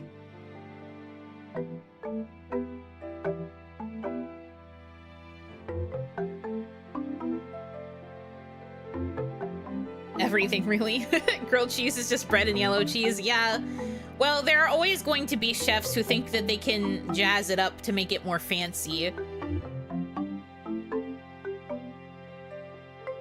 He used non-melty cheese, the bread was hard, and he sort of cooked it unevenly. Right. I mostly remember that he chose cheeses that didn't melt very well. So it wasn't really, like, what you want out of a grilled cheese. You want a grilled cheese that will melt and be creamy. But like I said, I do think that there will always be chefs who think that they can jazz up a grilled cheese and make it, like, uselessly complicated. But I do think it's kind of funny that he's known for making things that are super complicated, like beef Wellington, and then he just fumbles the bag on a grilled cheese. But I guess that happens. You spend so much time fine-tuning your skills for the more complicated stuff, and then you struggle with the basics. He chose a thick-cut artisan loaf, used old cheese that doesn't melt and cut it way too thick, and then cooked it in a fireplace so it was burnt on one side and uncooked on the other. Right, I forgot about the fireplace too! Oh my god. Yeah, that's pretty funny.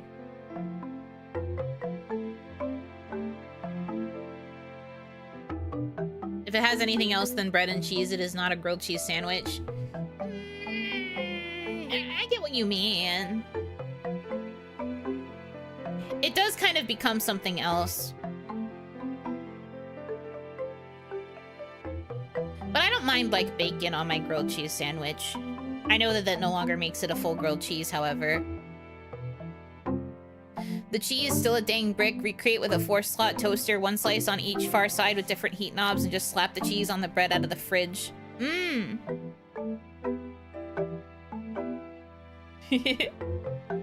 Granny bedtime, but thank you for the rambles. They always make doodling more fun, and it made a terrible day bearable. Oh, I'm sorry you had a bad day, but I'm glad I was able to cheer it up at least a little bit. Get some good rest. Hopefully Tuesday will be better. Bacon, egg, and cheese is a bacon, egg, and cheese. Well, yes, that's why I'm not saying egg on it. I just like adding bacon to my grilled cheese sandwiches sometimes. I used to do that a lot when I was younger. OniMon worth it? I agree. OniMon is always worth it.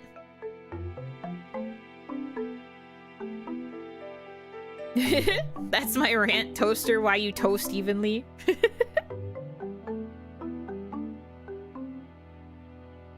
Oh, why you no toast? Yeah.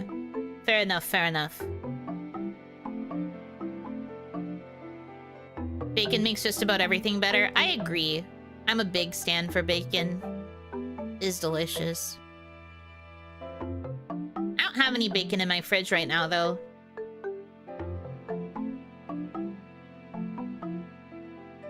I ran out. I'll have to get more sometime.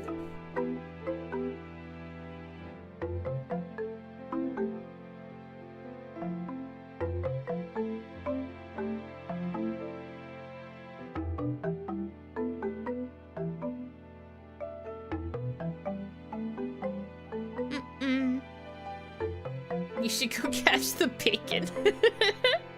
It ran out. Oh, you better chase after it. Yeah, you're very funny. I've never heard that before. I have never heard that before ever in my life. When the toaster doesn't toast toast.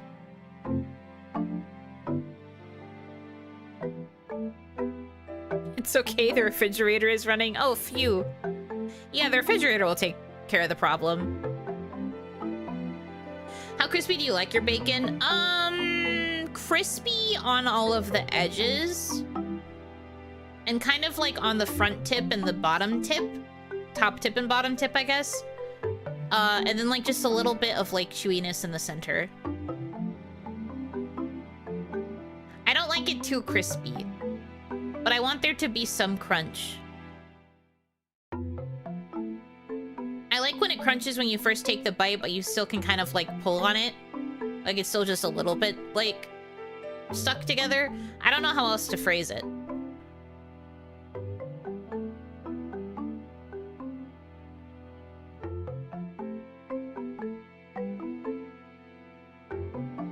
I don't like it too crispy, but I also don't like it too undercooked either. There's like a very specific window, I think, for bacon that I prefer. And I'm very bad at achieving it. Usually it always ends up just a little bit too overcooked, so it's a bit too crispy for my taste, but it's alright.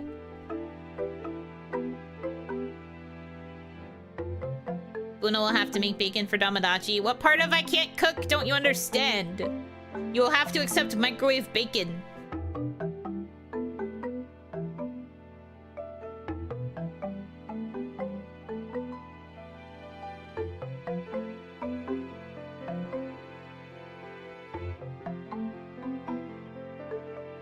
I gave up and just unironically toast. Let it pop. Yay, stale bread level. Try again, toaster. Light brown or right after round 2. Light brown gets a round 3. So you like your toast more on the like brown or like kind of like dark in the center type of toast? Came in, heard microwave bacon. Now I'm heading out. Okay, nice seeing you. Sorry, it's just because I can't cook.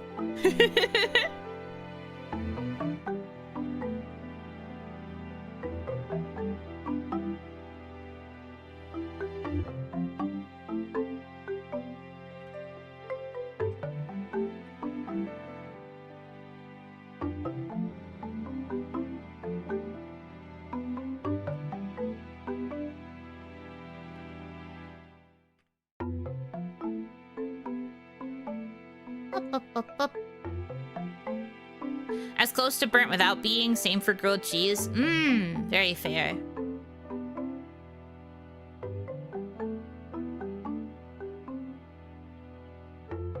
I can understand the appeal of that. I like my grilled cheese kind of like lightly toasted. I don't really like super toasted bread. I like it to be kind of on the softer side and then like buttery.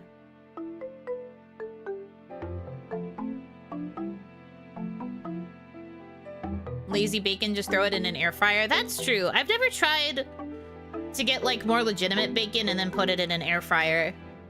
I do have an air fryer and I like my air fryer very much. I should probably try that sometime. I just usually get microwave bacon because it's cheaper and easier. Smile. I don't trust you guys to teach me how to cook. I appreciate the offer, but I don't trust you to teach me. You wouldn't do a good job, I think.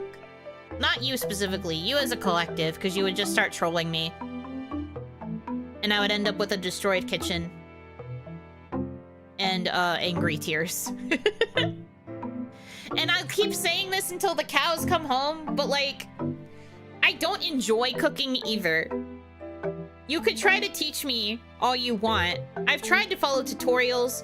I've tried to, like, learn and, like, make more than just box dinners, but I hate the act of cooking.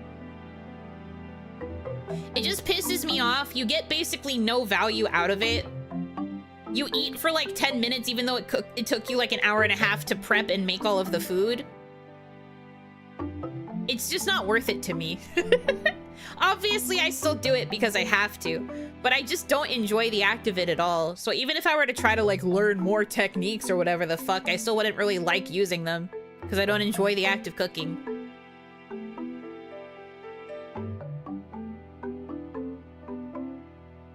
Chat mansplains cooking would be a recipe for disaster and content. Yes. It would certainly be content, but it would be a recipe for disaster.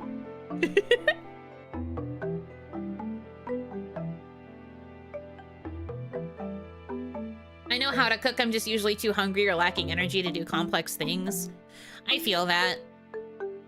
And then all of this stuff that people say about, like, oh, we'll just do meal prep so you do a bunch of cooking in one day and then you have food that'll last you the rest of the week. And I'm just like, okay, but what if you go to all the effort to make all of that food but then you don't want to eat it? I have a big fear of food waste. I don't like buying certain things because I feel like I will waste them because I'll buy it and then I'll immediately realize I don't want to use it or, like, eat it at all, and then it just goes to waste and I spent money on something I don't want to eat. That's another problem I have. But that's more of a mental skill issue. Why do I cook when I prep the cold food, air fryer, eat the food? That's me. Just do meal prep so you can screw up a whole week's worth of food. Yippee! Why did you buy it? That's what I mean! If I go to a grocery store and I'm like, oh, I want to make food. I'm going to get all of the ingredients to make this food because this sounds good right now. And then I get it and I bring it home. I'm like, okay, I will make this food tomorrow. And then tomorrow comes and I'm like, actually, I don't want it. I will make it tomorrow. And then I go to the next day and I'm like, I don't want to make it tonight either. I'm gonna make something else. I'll make this meal tomorrow. And by the time we get to that third or fourth day, all of the ingredients that I got are bad because it takes literally no time for certain things to expire. I'm just like, well, shit. I spent all that money on a meal that I thought I was gonna eat and then I didn't want to eat it. So I guess I just have to toss this out. It has happened to me more times than I would care to admit.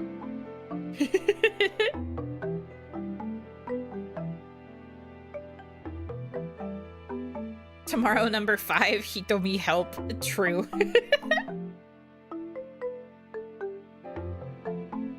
By tomorrow number 5, I'm just like, Hitomi, I probably have to make this food before it goes bad, but I don't want to make it. Not that she can really help. She doesn't live anywhere close to my part of Onigashima. She would just be like, damn, bro, that sucks. Guess you gotta do it. And I'd be like, okay.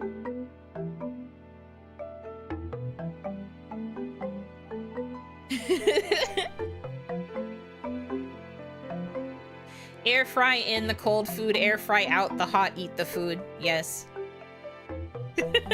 Get that ad read. Man, I don't even think HelloFresh really takes new creators anymore. I feel like I never see HelloFresh ads.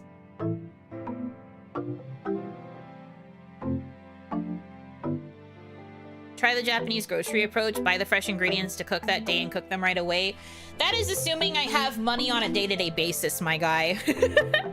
Maybe if I had a more stable, consistent paycheck where I could budget out for groceries and shit, maybe I could consider doing that kind of thing. But, like, I don't. So I can't. Thanks, though. There's another one, not HelloFresh. I've heard of, like, Factor, but Factor is more like fancier TV dinners. Where you just, like, heat shit up and then it's there. Factor is a pretty common one, because I think you can get partnerships with them through Stream Elements sponsorships.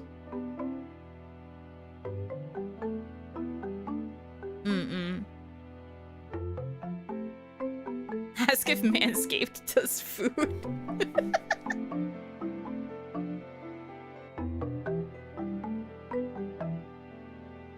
This is me with eggs. Get eggs in fridge for 3 weeks. Use date Friday. Okay, boiling 12 eggs. Fair. I'm pretty good at using eggs, though. I feel like I go through, like, 3 to 4 eggs a week, give or take.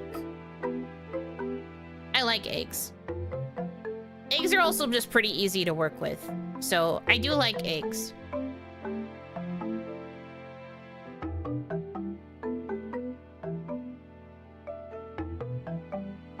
Anyway, I don't think I could afford the membership plans for those, like, meal kit services either.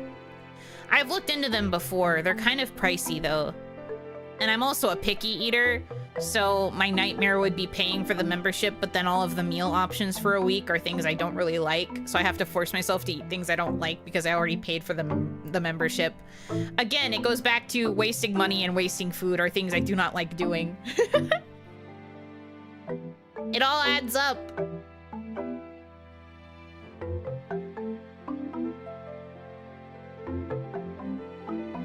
Gets GamerSupps sponsorship. I can survive on this, right? Wasn't GamerSupps the one that actually did have like an instant ramen line for a little bit? Do they still have it? I know one of those like energy drink company things also had a partnership where they were releasing like branded instant ramen. So I guess technically you probably could live off of it. I just don't think that's very good for you either. Also, I don't think I would really like GamerSupps because I don't tend to like powdered drinks that get mixed into water. I don't really like those. They taste kind of grainy no matter how much I mix them up. Yeah, Gamer Soups, I remember that. But no, I've never taken any of those kinds of sponsorships because I wouldn't be able to genuinely be like, beverage. Use my order code to get powder that makes beverage. This tastes so delicious. Yup, it's so good. I feel the energy flowing through me. This is perfect for my gamer activities. I wouldn't be able to do it. I'm sorry. I don't mean any offense to the actual brand. It's just that I personally do not like the powdered drinks that you mix into water.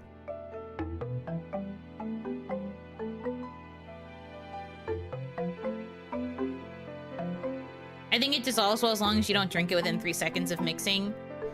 Okay, but like, what is the point if I have to sit there and wait for it to dissolve? Blech. I don't know. I just don't think I'd like it. I don't think I could legitimately, like, promote it in any way. I am just not that kind of girl. Never have been. Extreme energy for comfy games is such a funny vibe. Patience is a virtue. But if I'm mixing something because I want to have a drink, why do I have to wait for the drink to finish dissolving? That's so stupid. At that point, I'd sooner just get water, because at least water I could drink right away.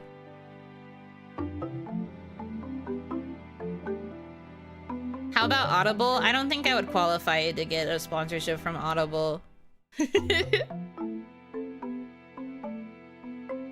I don't think I would qualify for that.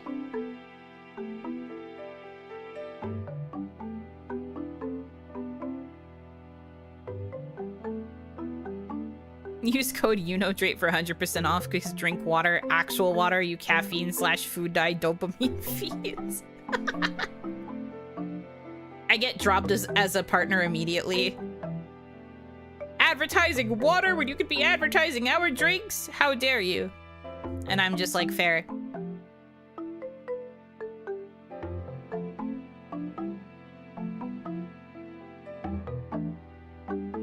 But yeah, no, I've just never felt like I could ever genuinely advertise those sorts of like energy powders for beverages or whatever. I just never thought I could do it.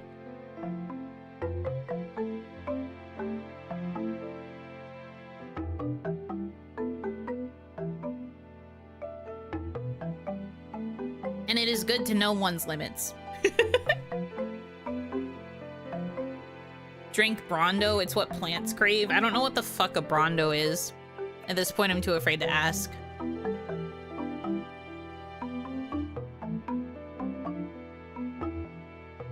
Anyways. Read Shadow Legends.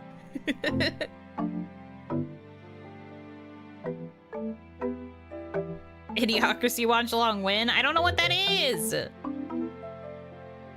we did a watch along, it would have to be for members. You'd have to become a member.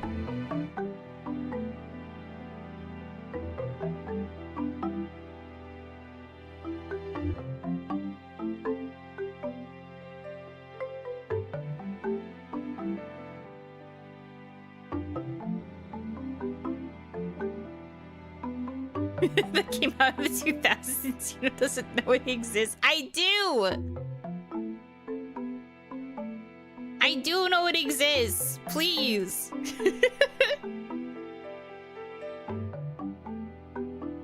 I'd become a member just to watch Idiocracy? That's crazy. It's a comedy movie? I see. Never heard of it. I googled it just now and it sure looks like a movie.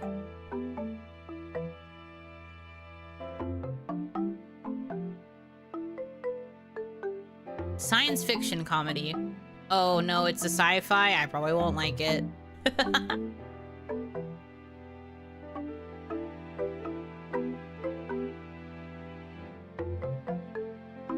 That came out in 2025. Yuno doesn't know what it is. Stop! Calling it a sci-fi is a massive stretch. I know, I was joking. But that's what it says on Wikipedia. Science fiction comedy film.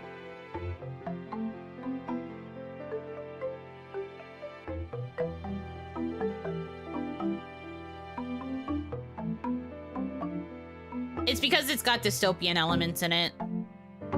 We've had a discussion before about how a lot of times things that just focus on dystopia end up being called sci-fi. Accidentally prophetic movie. According to this description, I can see what you mean.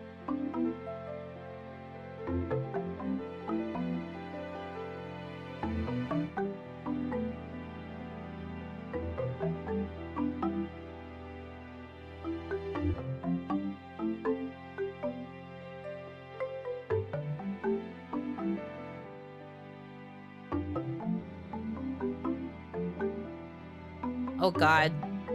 Sorry, I was reading some of the summary and it looks like something I would not enjoy.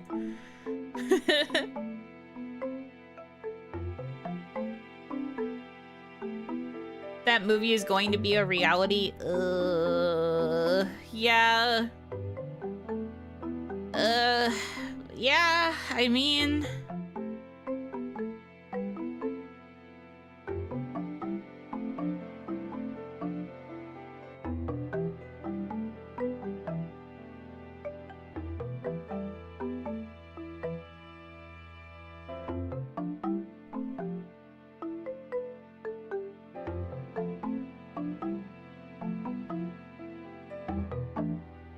Huh.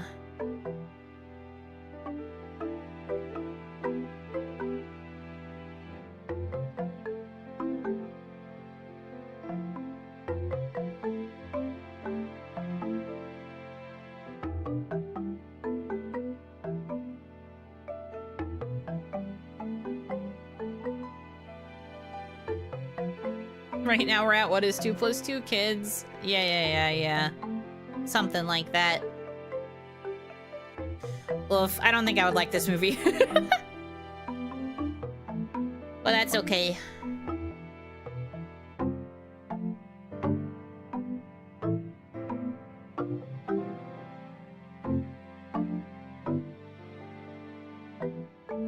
She didn't say it? Yeah. Because I'm not going to say it because it's just going to lead to people being like, oh, she said the thing. She said the funny number.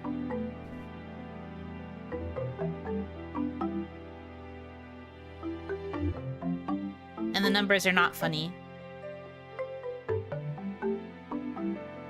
So no, I will not. Thanks though.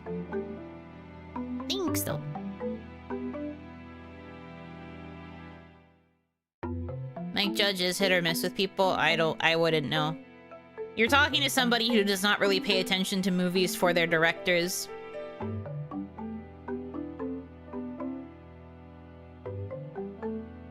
Can't believe Yuno hates corn chips and Brondo. I will continue to be that way.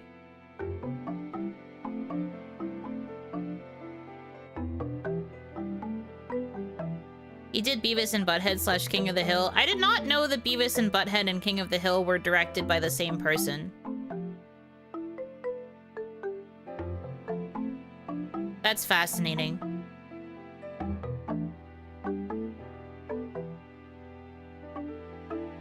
I like King of the Hill's style of comedy. I do not care for Beavis and Butthead.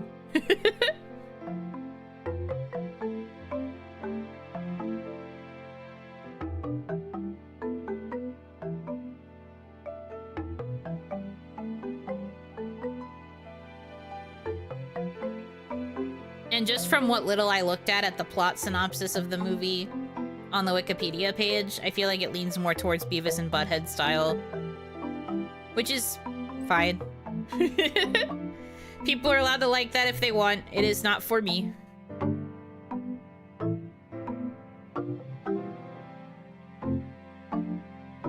This user fired into the sun by Yuno Hanaki. He also did Office Space. I've never seen that. I don't know what that is.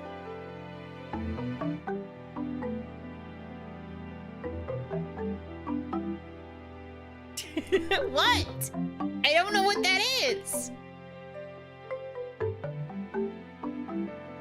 I'm sorry. I don't know what it is. Insert middle seats words. Oh, did you also actually factually spit out your tea? It did come out in 1999, which means you have never heard of it. Leave me alone! Don't forget Bruno is over 200, so her tastes are very, very, very, very old school. Yes. Yes. My orange crush, yes. Fair enough.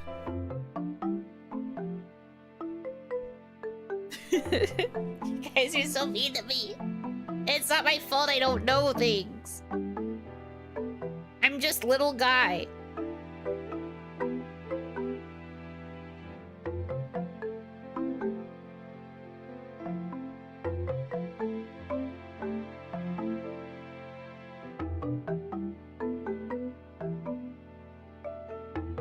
What did you think of yesterday's No performance?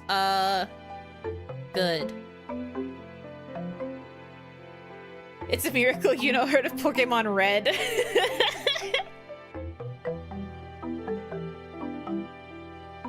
I mean, the only reason I heard of Pokémon Red and Blue is because I received the cartridges as hand-me-downs. This is the consequences of being banished to an island. It's not her fault. We must teach her culture. Yeah, I'm sorry. Onigashima just doesn't have things. I was banished to an island. I'm sorry, I'm uncultured. What corner, what dark, twisted void of a fanfic hole were you in that no one made pop culture references or comments in the notes so you didn't go, oh, that's a current thing? Listen! I was writing fanfic for series where other people probably also were not consuming that sort of media. And then also, like, people just say funny things and I'm like, oh, that's funny, and I don't realize that they're a reference. That happens a lot, unfortunately.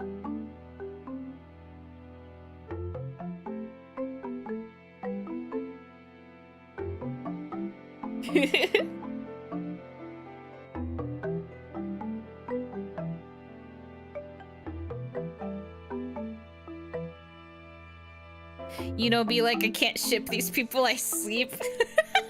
No, that's not true. Yuno needs vocoded baby noises to understand. No! We are not going to reduce my media comprehension and literacy to requiring vocoded baby noises. We're not going to do that, okay? Believe it or not, I am actually capable of consuming media and having coherent thoughts. I know that's a rarity in this day and age, but like... Chimps drown in vocoded baby tears. Stop.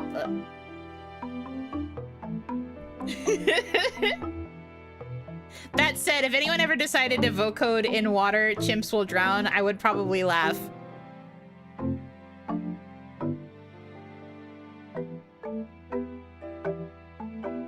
That would probably make me utter a giggle or two.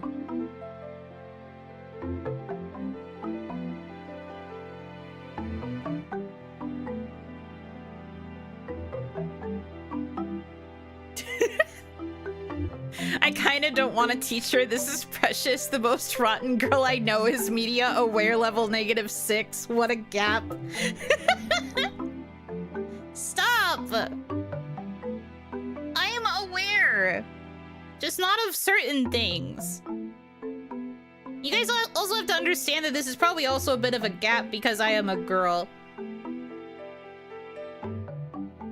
I just did not consume a lot of things that were marketed towards teenage boys.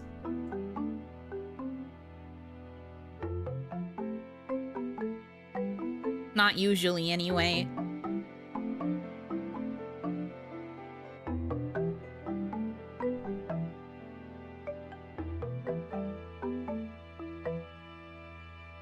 I'm media aware, I promise.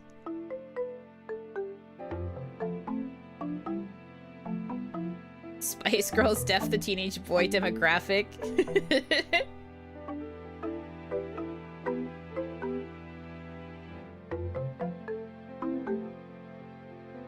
I'm talking more so about movies. Music, of course, is a whole other thing, but we also have to remember, too, most of my exposure to music was with country music because that's what Onimama liked. So I truly did not consume, like, any other kind of music until I started making friends with, like, other people who had different music taste. And then I would try to show them country music and they would, like, hate it. And then they would just make me listen to everything else.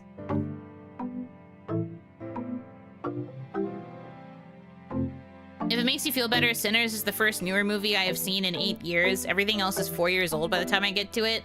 Damn. I don't know if that really makes me feel better. So you know Shania Twain? Yes. I do know who Shania Twain is. Can we hear Country Buno sing? I mean, I've sung a couple country songs during karaoke's before.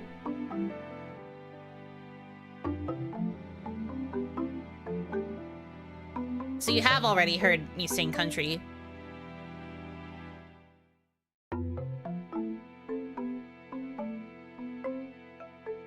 But now, no. This is not a karaoke stream, so no.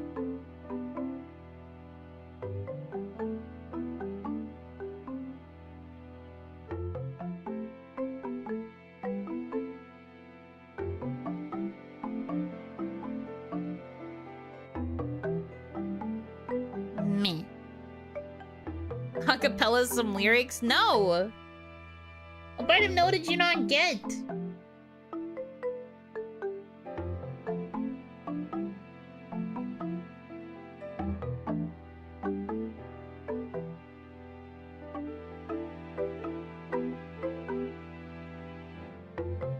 Southern Belno and I swoon. Well, yes, but that's different.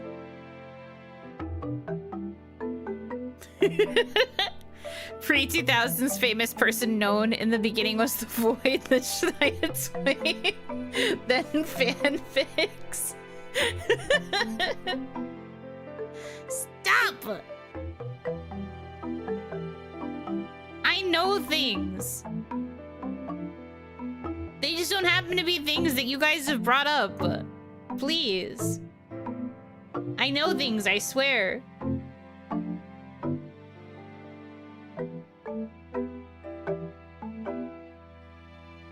I am aware of stuff.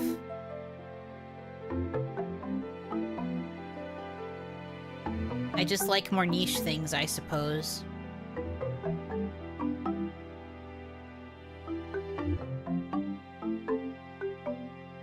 Space Jam? I didn't watch Space Jam until I was a bit older. But I do know of Space Jam, and I have seen it.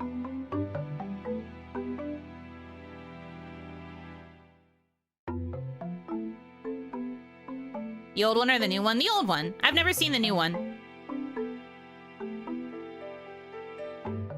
In the Beninging, there was only Yaoi.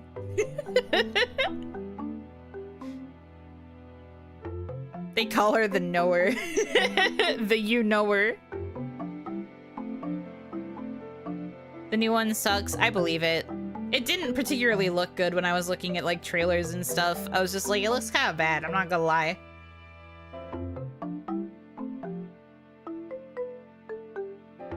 But I thought the old one was pretty okay.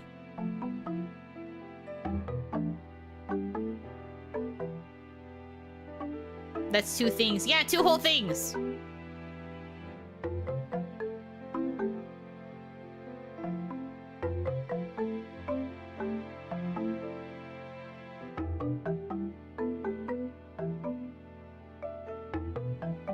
Michael Jordan, you know then? I am a little bit familiar. Yes.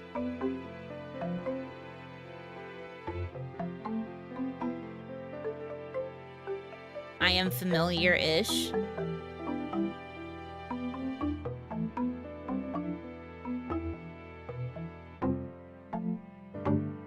The new Looney Tunes shows lost the plot on the characters. I think that some of them aren't too bad. Like, some of the newer Looney Tunes IP is not terrible. It's just a different style of humor.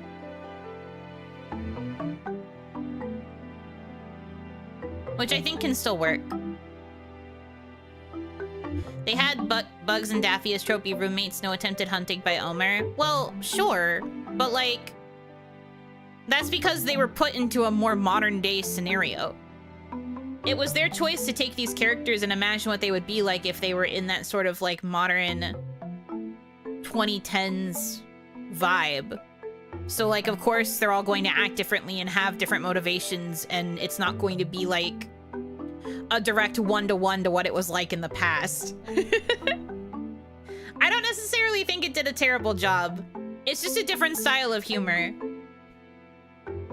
Definitely less slapstick and more just like deadpan, snarky kind of jokes. Christina Aguilera? Well, yes. Though I don't really listen to a lot of her actual music. I do know who she is, though.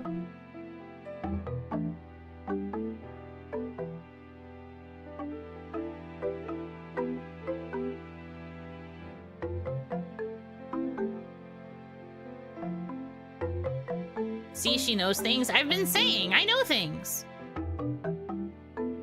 I am more aware than you are trying to paint me out to be. I am a knower.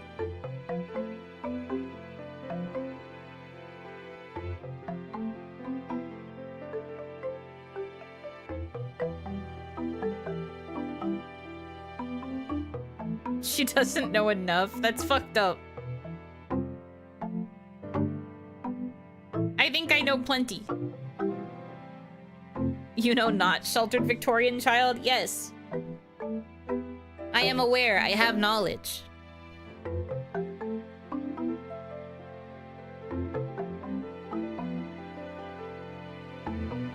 Trying to think of things girls would know about. I know about Twilight. I know about Avril Lavigne. I know about I know about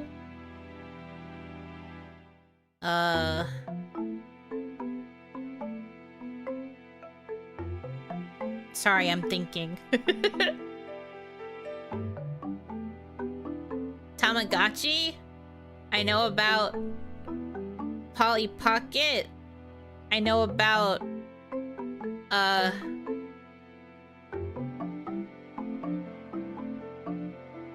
Pokémon. Easy Bake Oven. Yes, yes, yes. I did have one. I had one of the first ones. Yes, yes, yes, yes, yes. Did you ever have a Skydancer toy? No. Those never really appealed to me. I had, like, toy helicopters that did the same thing as a Skydancer toy, though. I had, like, a matching set of 3 that were in different colors, and you can launch them like a Skydancer, but they were helicopters. Why did I have those specifically? I don't know. But I did. They were fun to play with. 50 Shades of Grey. I have never read it, but I know of it, and I know the origins of it. Big knower. Stanley Cups. I wouldn't say I'm obsessed with Stanley Cups, but I have a Stanley Cup that I use for my water. I've got it with me right now. This is my Sakura pink Stanley Cup. It is the only Stanley Cup that I own, and the only Stanley Cup that I need, because I do not understand why people will collect, like, tens of hundreds of these. Like, why do you need that many in all those different colors? I think that's not necessary.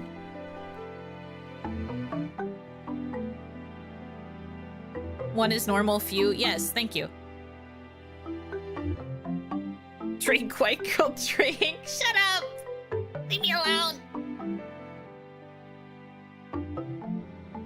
One of my favorite YouTube videos is a Skydancer flying straight into a fireplace. Yes, I know that video. It's so funny. Literally the first time they launch her and they're playing with her, they do like one rise and fall, and then she rises up, floats away from them, and goes right to the fireplace. That girl knew what her life was about to be, and she was like, I am having no part of this. Who's Stanley and why are his cups so popular? There was like a whole thing about how the guy was like donating to charity or something. He became like really popular for like how he made the cups, and then like the work that he was doing for like charity, I think. They also had like a really solid social media presence, especially on like TikTok, so they got super popular over there, and that led to more people advocating for the brand. And now they sell like other things, not just the water cups. They've like become one of those more universal types of brands.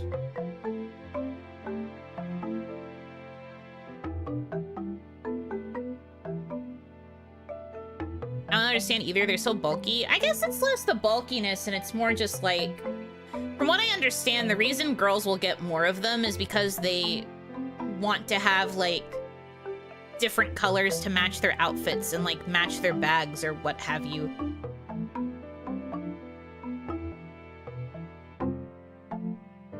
That's apparently why. Like, they want to have colors that match their vibes. Which, like, I guess? But I don't really feel like I need to be the kind of person that makes my water bottle match me. color-wise. It just makes me think of characters in anime where, like, they get assigned an image color and then everything they own has to be that color for, like, the sake of, like, marketing, I guess. And it's just kind of funny to me because I don't think there's any one person who would actually, like, make their entire... Well, there might be some exceptions, but I don't really think that it's normal to make your entire personality be one color. Or, like, have everything match that one color. I guess it's as much a fashion accessory as a shirt. Yeah, kind of. I think it's more like matching it like you would match your handbag to your outfit. I guess? So the cups go in the wardrobe next to the shirts. I mean, from what I understand of the people that are obsessed with Stanley cups, they do have, like, entire, like, shelves in their cupboards dedicated to all the cups that they have. Again, can never be me. I'm happy with just the one that I have. Honestly, I think this color is the best one. I've looked at other Stanley cup colors to see if I would have settled for anything else, but the Sakura pink one is truly the best. It's the right shade of baby pink that I love. And it holds enough water for me to get through a day. I can usually go through like 2 full cups with this. Filled with ice too, because I like my water cold. But it does good in terms of helping me stay hydrated, and it has a straw. The old water cup that I was using did not have a straw, and so sometimes I would fuck up when trying to get water from the bottom of the cup and it would like splash on my face. It would get so messy. But now that I have a straw, it's better.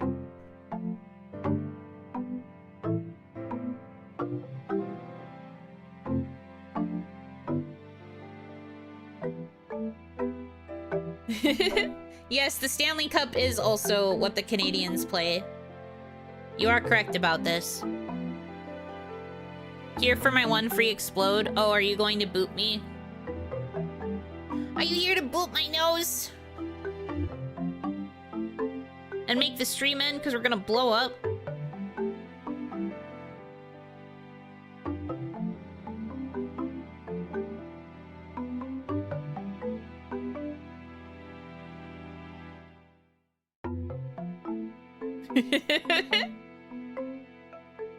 Yes, win-win. That's crazy.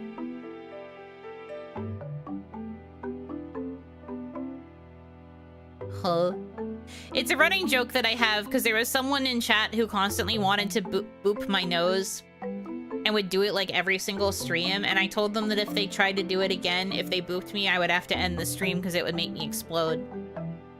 And so then they tried it and they booped my nose, and then I ended my stream. It's a good bit, I think.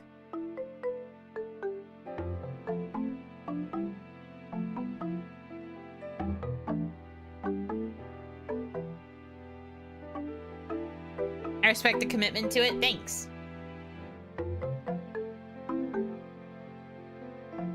$100,000 points to boop the button. That would be kind of funny.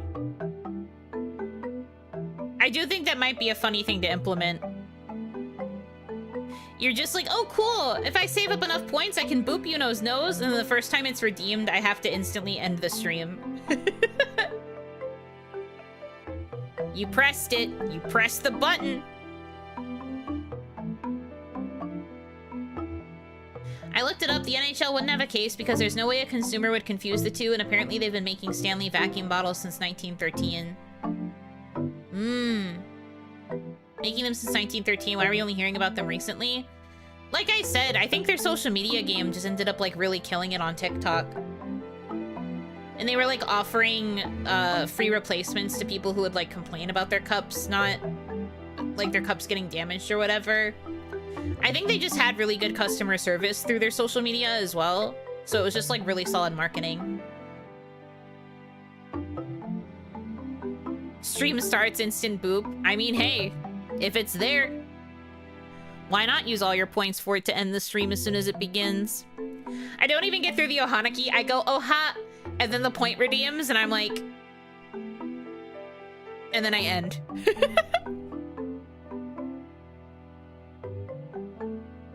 Who knew quality service makes you go viral? Yeah! At least I remember that that's why they started getting all of that initial attention, I think.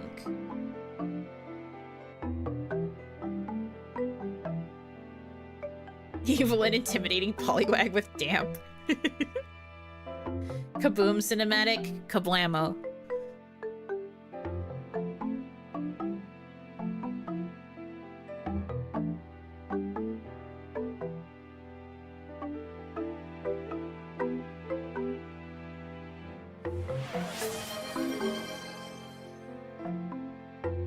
Oh, thank you for the stretch.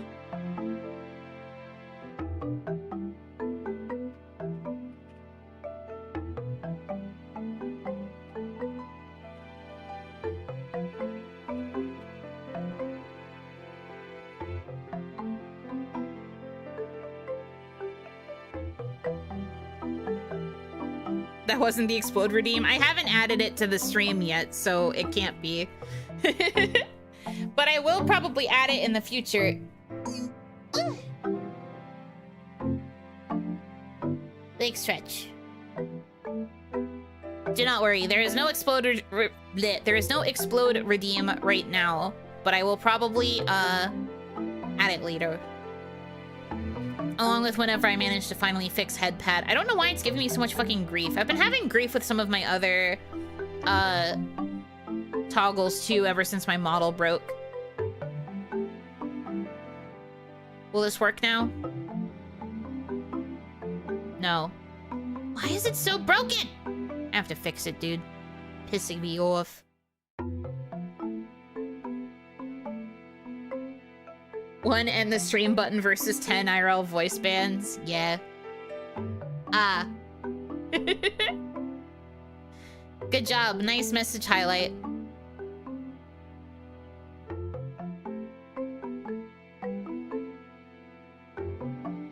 Redeem's just like me for real, for real.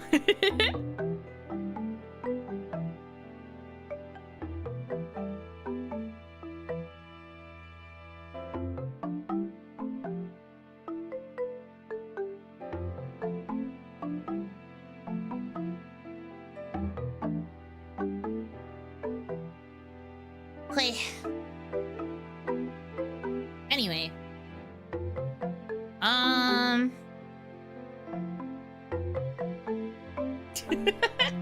Please do not start spelling out the alphabet. Are you for real?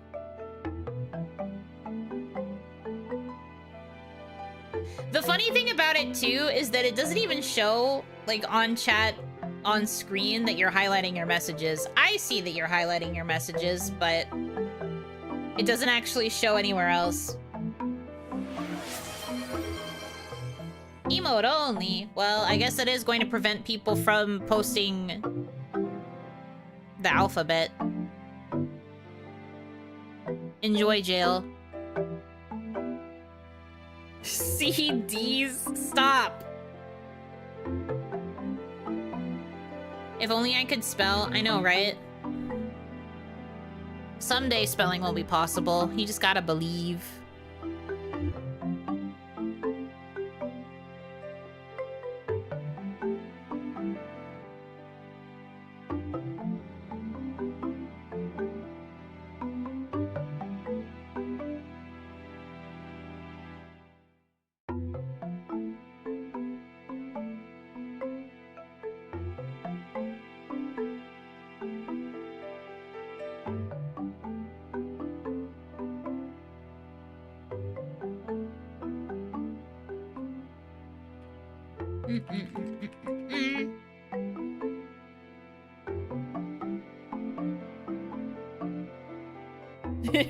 He started the alphabet. Why did he redeem emote only? For chaos, I presume.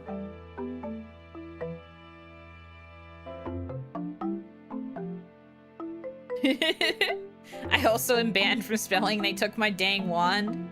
Dang. Can't use any more spells. It's Jover. You really do be like that, huh?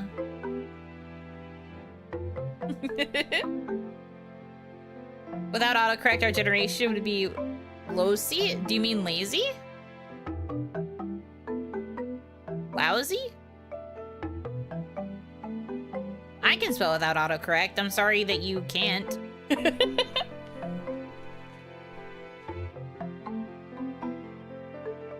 Lost. Ah, I see. Fair enough. What else am I supposed to use my points for? I mean, that's very fair. I still haven't thought of more fun redeems to add to the point redeem list. I gotta work on that. I need to get some inspo.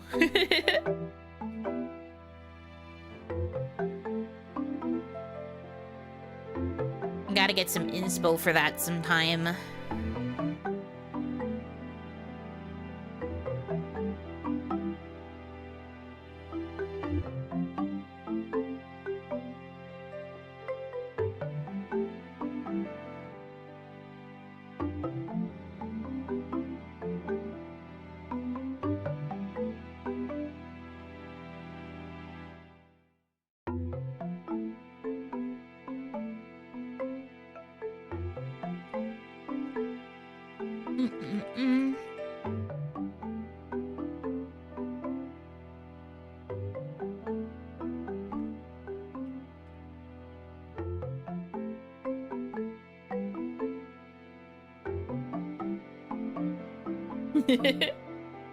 I realized the typo 15 seconds into figuring out LOSI as an acronym. It really do be like that.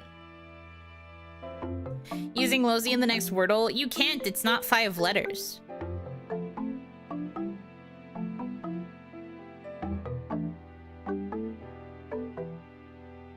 It has to be a 5-letter word. Okay, Twitch, you're free from emote jail. Welcome back, Lossy. Losy Gosi. Yeah, sure. Whatever you say.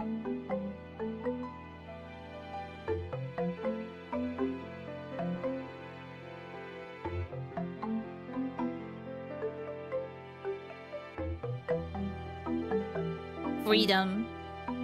You are released.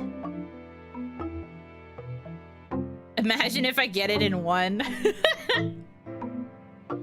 You will have to give credit to me if that's the case.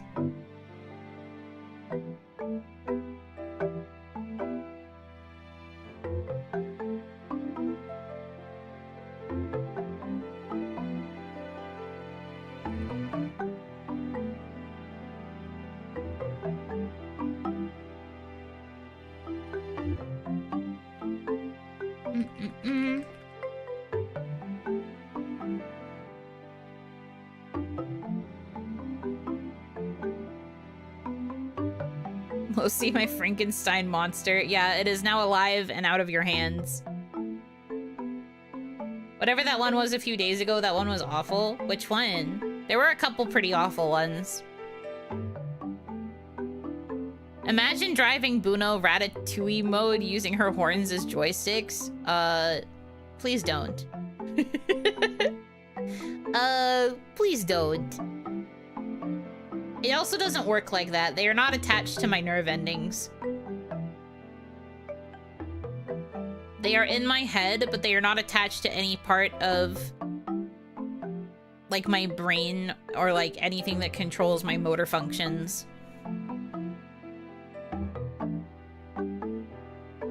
I remember when Buno was muted and Hitomi joined immediately. Yes, that was also clipped on the YouTube side. One of the few times I've actually gotten a clip in recent memory. But someone clipped it on the YouTube side. It was pretty funny. You couldn't hear what I was saying, but I was literally just saying out loud while I was muted, like, really? Are you kidding me?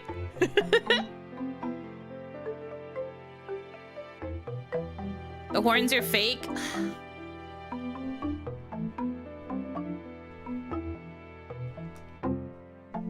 VTuber fans, the original challenge! Jesus Christ!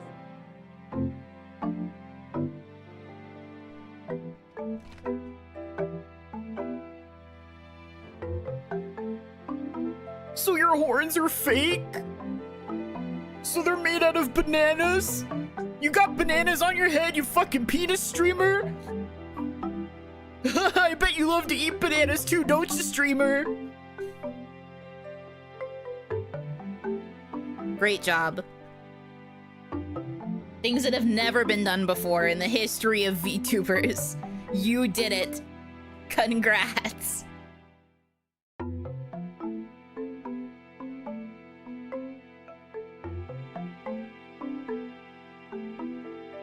Distant Yuno, a very rare treat. The joke is that I got up and I walked away a little bit, but I just screamed towards my bathroom.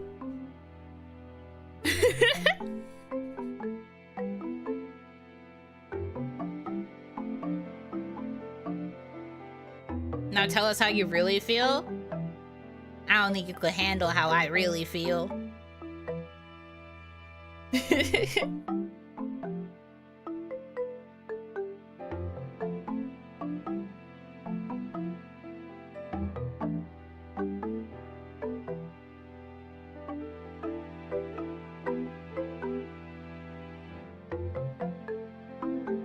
Her horns are clearly the embodiment of twin tails.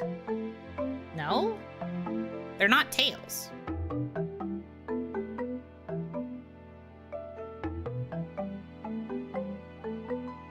Feelings were invented before 2000. Stop! I have emotions!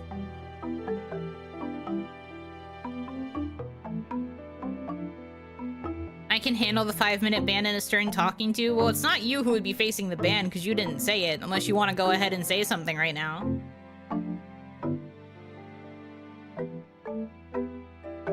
They're not pigs. This is also true. They are not pigs. And they are not tails. No, you don't have to apologize. I'm messing with you.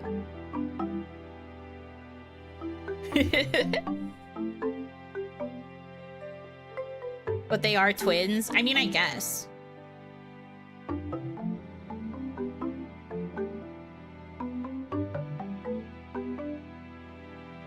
No tails, but Sonic, maybe? Do these look like Sonic to you?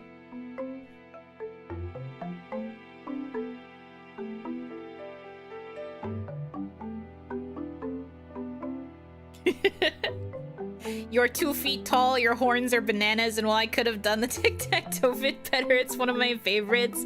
You actually beat me and Hitomi to the punch. We had actually been talking about having one of my first shorts be that tic-tac-toe meme, and then your video ended up beating us to the punch. I was so shocked. We literally just talked about it like the night before, and then when I got up the next day, I saw that video was posted, and I was like, what? How did someone look into my brain and figure out the meme already? And then also make it. Crazy. I want Yuno elfin lead art. I also want elfin lead art. Or in your walls. Even that early? Before I even debuted? Forehead Chan is the elephant in the room. Yeah, every day you guys are just staring at my forehead and my forehead is like, address me. Chat, address me. Chat. Address me. Address me right now. I'm literally shaking.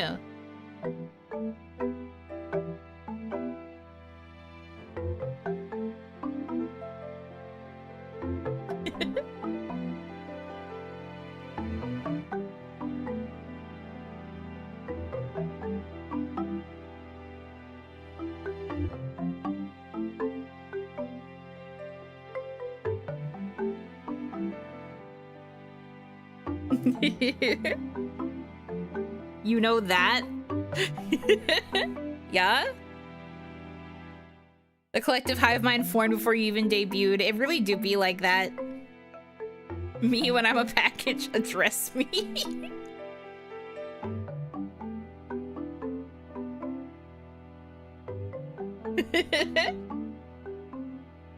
123 Oni Street. Yeah, you nailed it. Good job. Was getting ready to play checkers on your forehead? Uh-huh. I'm sure you were. That's why I couldn't give you enough time.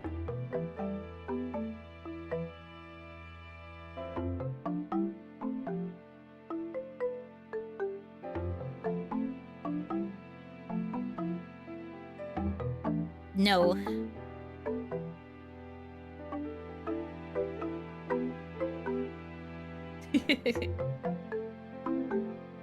Your horns are like goalposts. This is fucked up. I don't agree. If it's a goalpost, I mean, I guess it could be. The comb in the middle could kind of be like a net. That's still fucked up though. Also, you would have to do all of your actual like aiming at the goal from like from behind me, because that's the only way things would catch.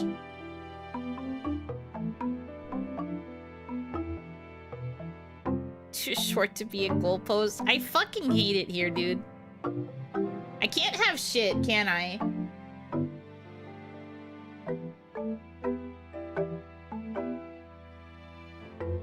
If we miss and hit your forehead, it's still a field goal? That's not how that works. That's not how that works. Their iconic phrase. And I took it from another person that I watch, so I don't even know if it really counts as mine.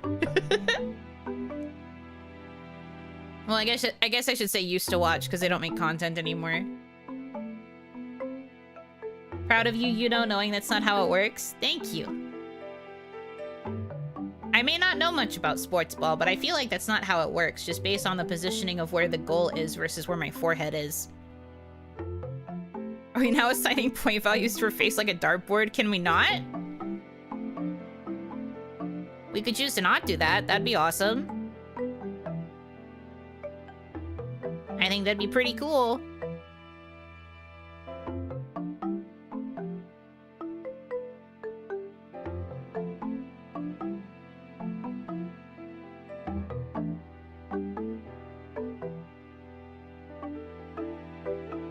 The nose is the target. I guess it could be. We could choose not to, but we will do it regardless. Yeah, I know. Unfortunately, that's how a lot of things go around here. I'm already aware of that. I am already painfully aware of that.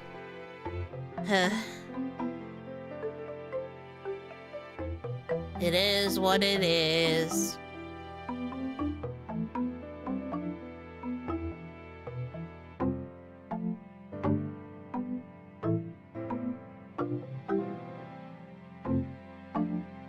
The double negative Yuno coin it so Yunover into I hate it here. I guess double positive is we are so back into women.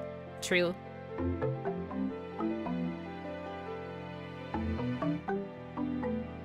You know, good sport, Hanaki. Am I a good sport? I think I have moments where I'm a good sport. Sometimes y'all piss me off. And then I think I am not a good sport.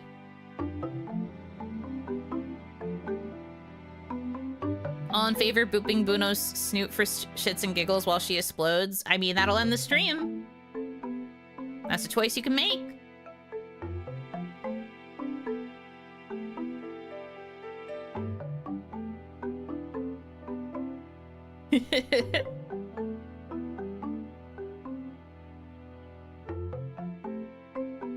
But then you remember you are a good sport and are happy again? Sometimes. Sometimes. Don't say the sometimes in quotes.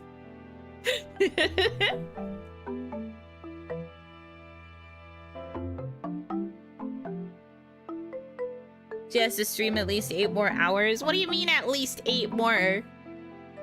What? I never signed up for that.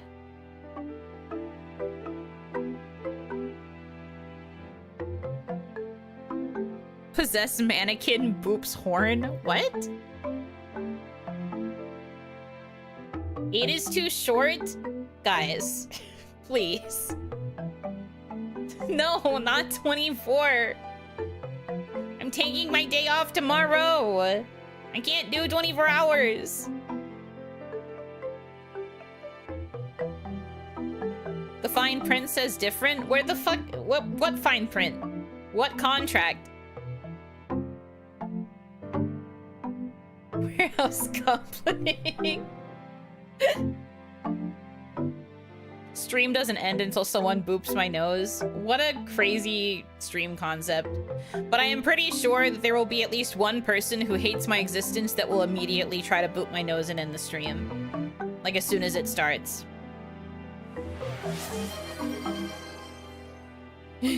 Contract?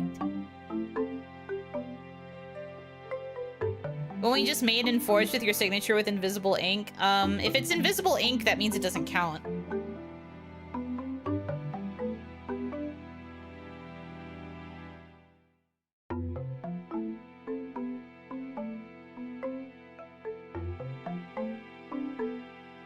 The one you signed while sleepwalking. I don't sleepwalk, though.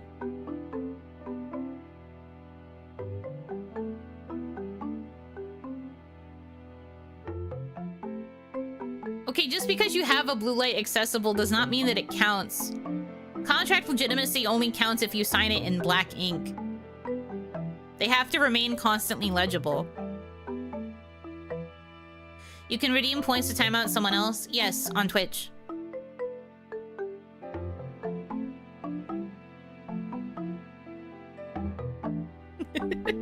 Learns how to cook, but she's actually sleepwalking. Ba-bump. Terrible. Very bad. I don't sleep sign either. I literally don't move once I fall asleep. I get kind of restless while I am trying to fall asleep. But like, I do not move whilst I am sleeping.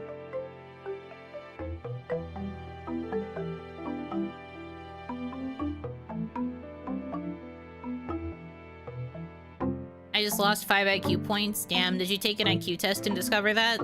That's unfortunate.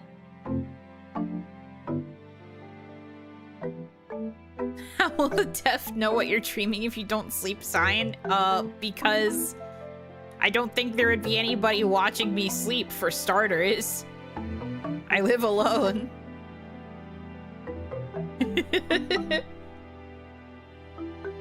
If Yuno sat the dono goal with the endpoint being stream ends, would I do it for the bit? I like how you didn't even answer your own question.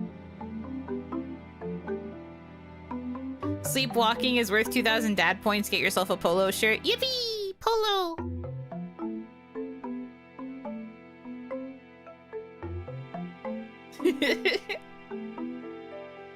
What about Santa? He knows when you are sleeping and knows when you're awake. That doesn't mean he's watching me do it. He just knows when I'm going to sleep and when I'm waking up. That's just inherent knowledge that he has. It doesn't mean that he watches during the entirety of the time that I'm sleeping.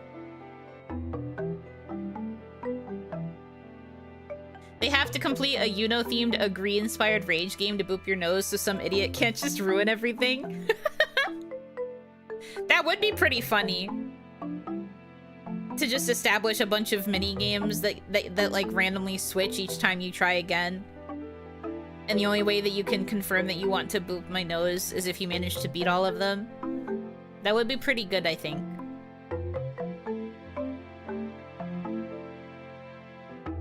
Agree to the terms of booping.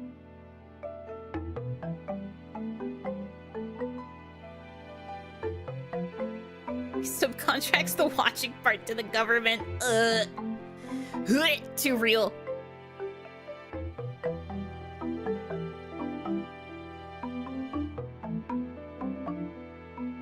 Schrodinger's sleeper, if he just knows, does that therefore mean he is omnipotent of the slumbering manner, or is he just BFFs with the Sandman? I think both could be true. In a lot of media that Santa is in, it does often show him as being BFFs with the Sandman. And other, like, mythical holiday mascots. So I would not be surprised if the Sandman was one of them. Especially if he partners with the Sandman to ensure children always fall asleep and can never actually catch Santa.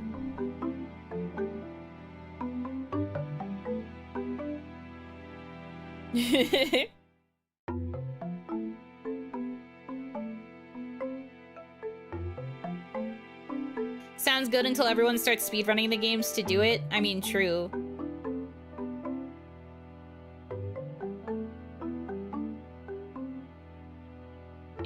man-made Sandman. Yeah, it's coarse and rough and gets everywhere.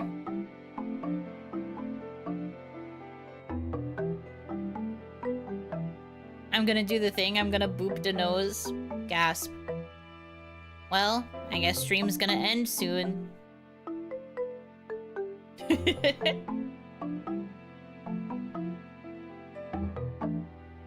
They're gonna do it. New F.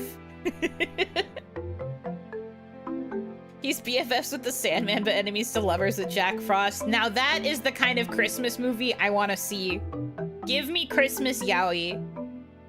Why are all these, like, freaking Hallmark... Well, obviously Hallmark movies have to be straight. But why are all of these Hallmark-ass movies straight all of the time? I simply think that it is necessary for us to have a yaoi with Santa and Jack Frost. I deserve this.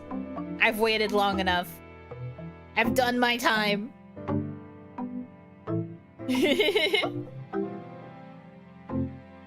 Oh, okay. I have been booped, so stream is ending.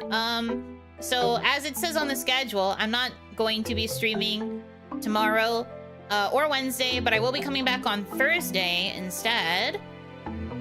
Thursday is tarot reading, I believe? Yes. So tarot reading. It will be mostly geared for like spring and summer readings. I've managed to figure out the bi-monthly tarot reading schedule, so this is when the next one is. $10 per reading. The queue will be pretty big, as per usual, because I'm willing to wait it out all the time. Do better. And then, what else did I want to say? Friday is Unite. I'll be playing Pokemon Unite. And then, Saturday is the Twitch-only stream. No members, because I'm going to be kind of busy Saturday night. Got some stuff to do. And then Sunday is, Ship Inc., which is another, like, cozy game. You're, like, unpacking stuff from boxes, and then you're, like, reshipping it out to new places. And, like, labeling everything and stuff. So it's just kind of like a cozy, turn your brain off and sort stuff type of thing. I was expecting a more dramatic explosion planned out for this scenario. Well, I haven't gotten there yet. I still have to do a bit of a wrap-up. Still have to do a wrap-up, you know? But yeah. As for... the rest of the week, I mean, I already explained what all of the week is, all the way up to Sunday. You know how it is. Monday will once again be OniMon. The cycle continues. In terms of merch, if we're going to bring the merch up, the merch will be going away, I believe, on Thursday.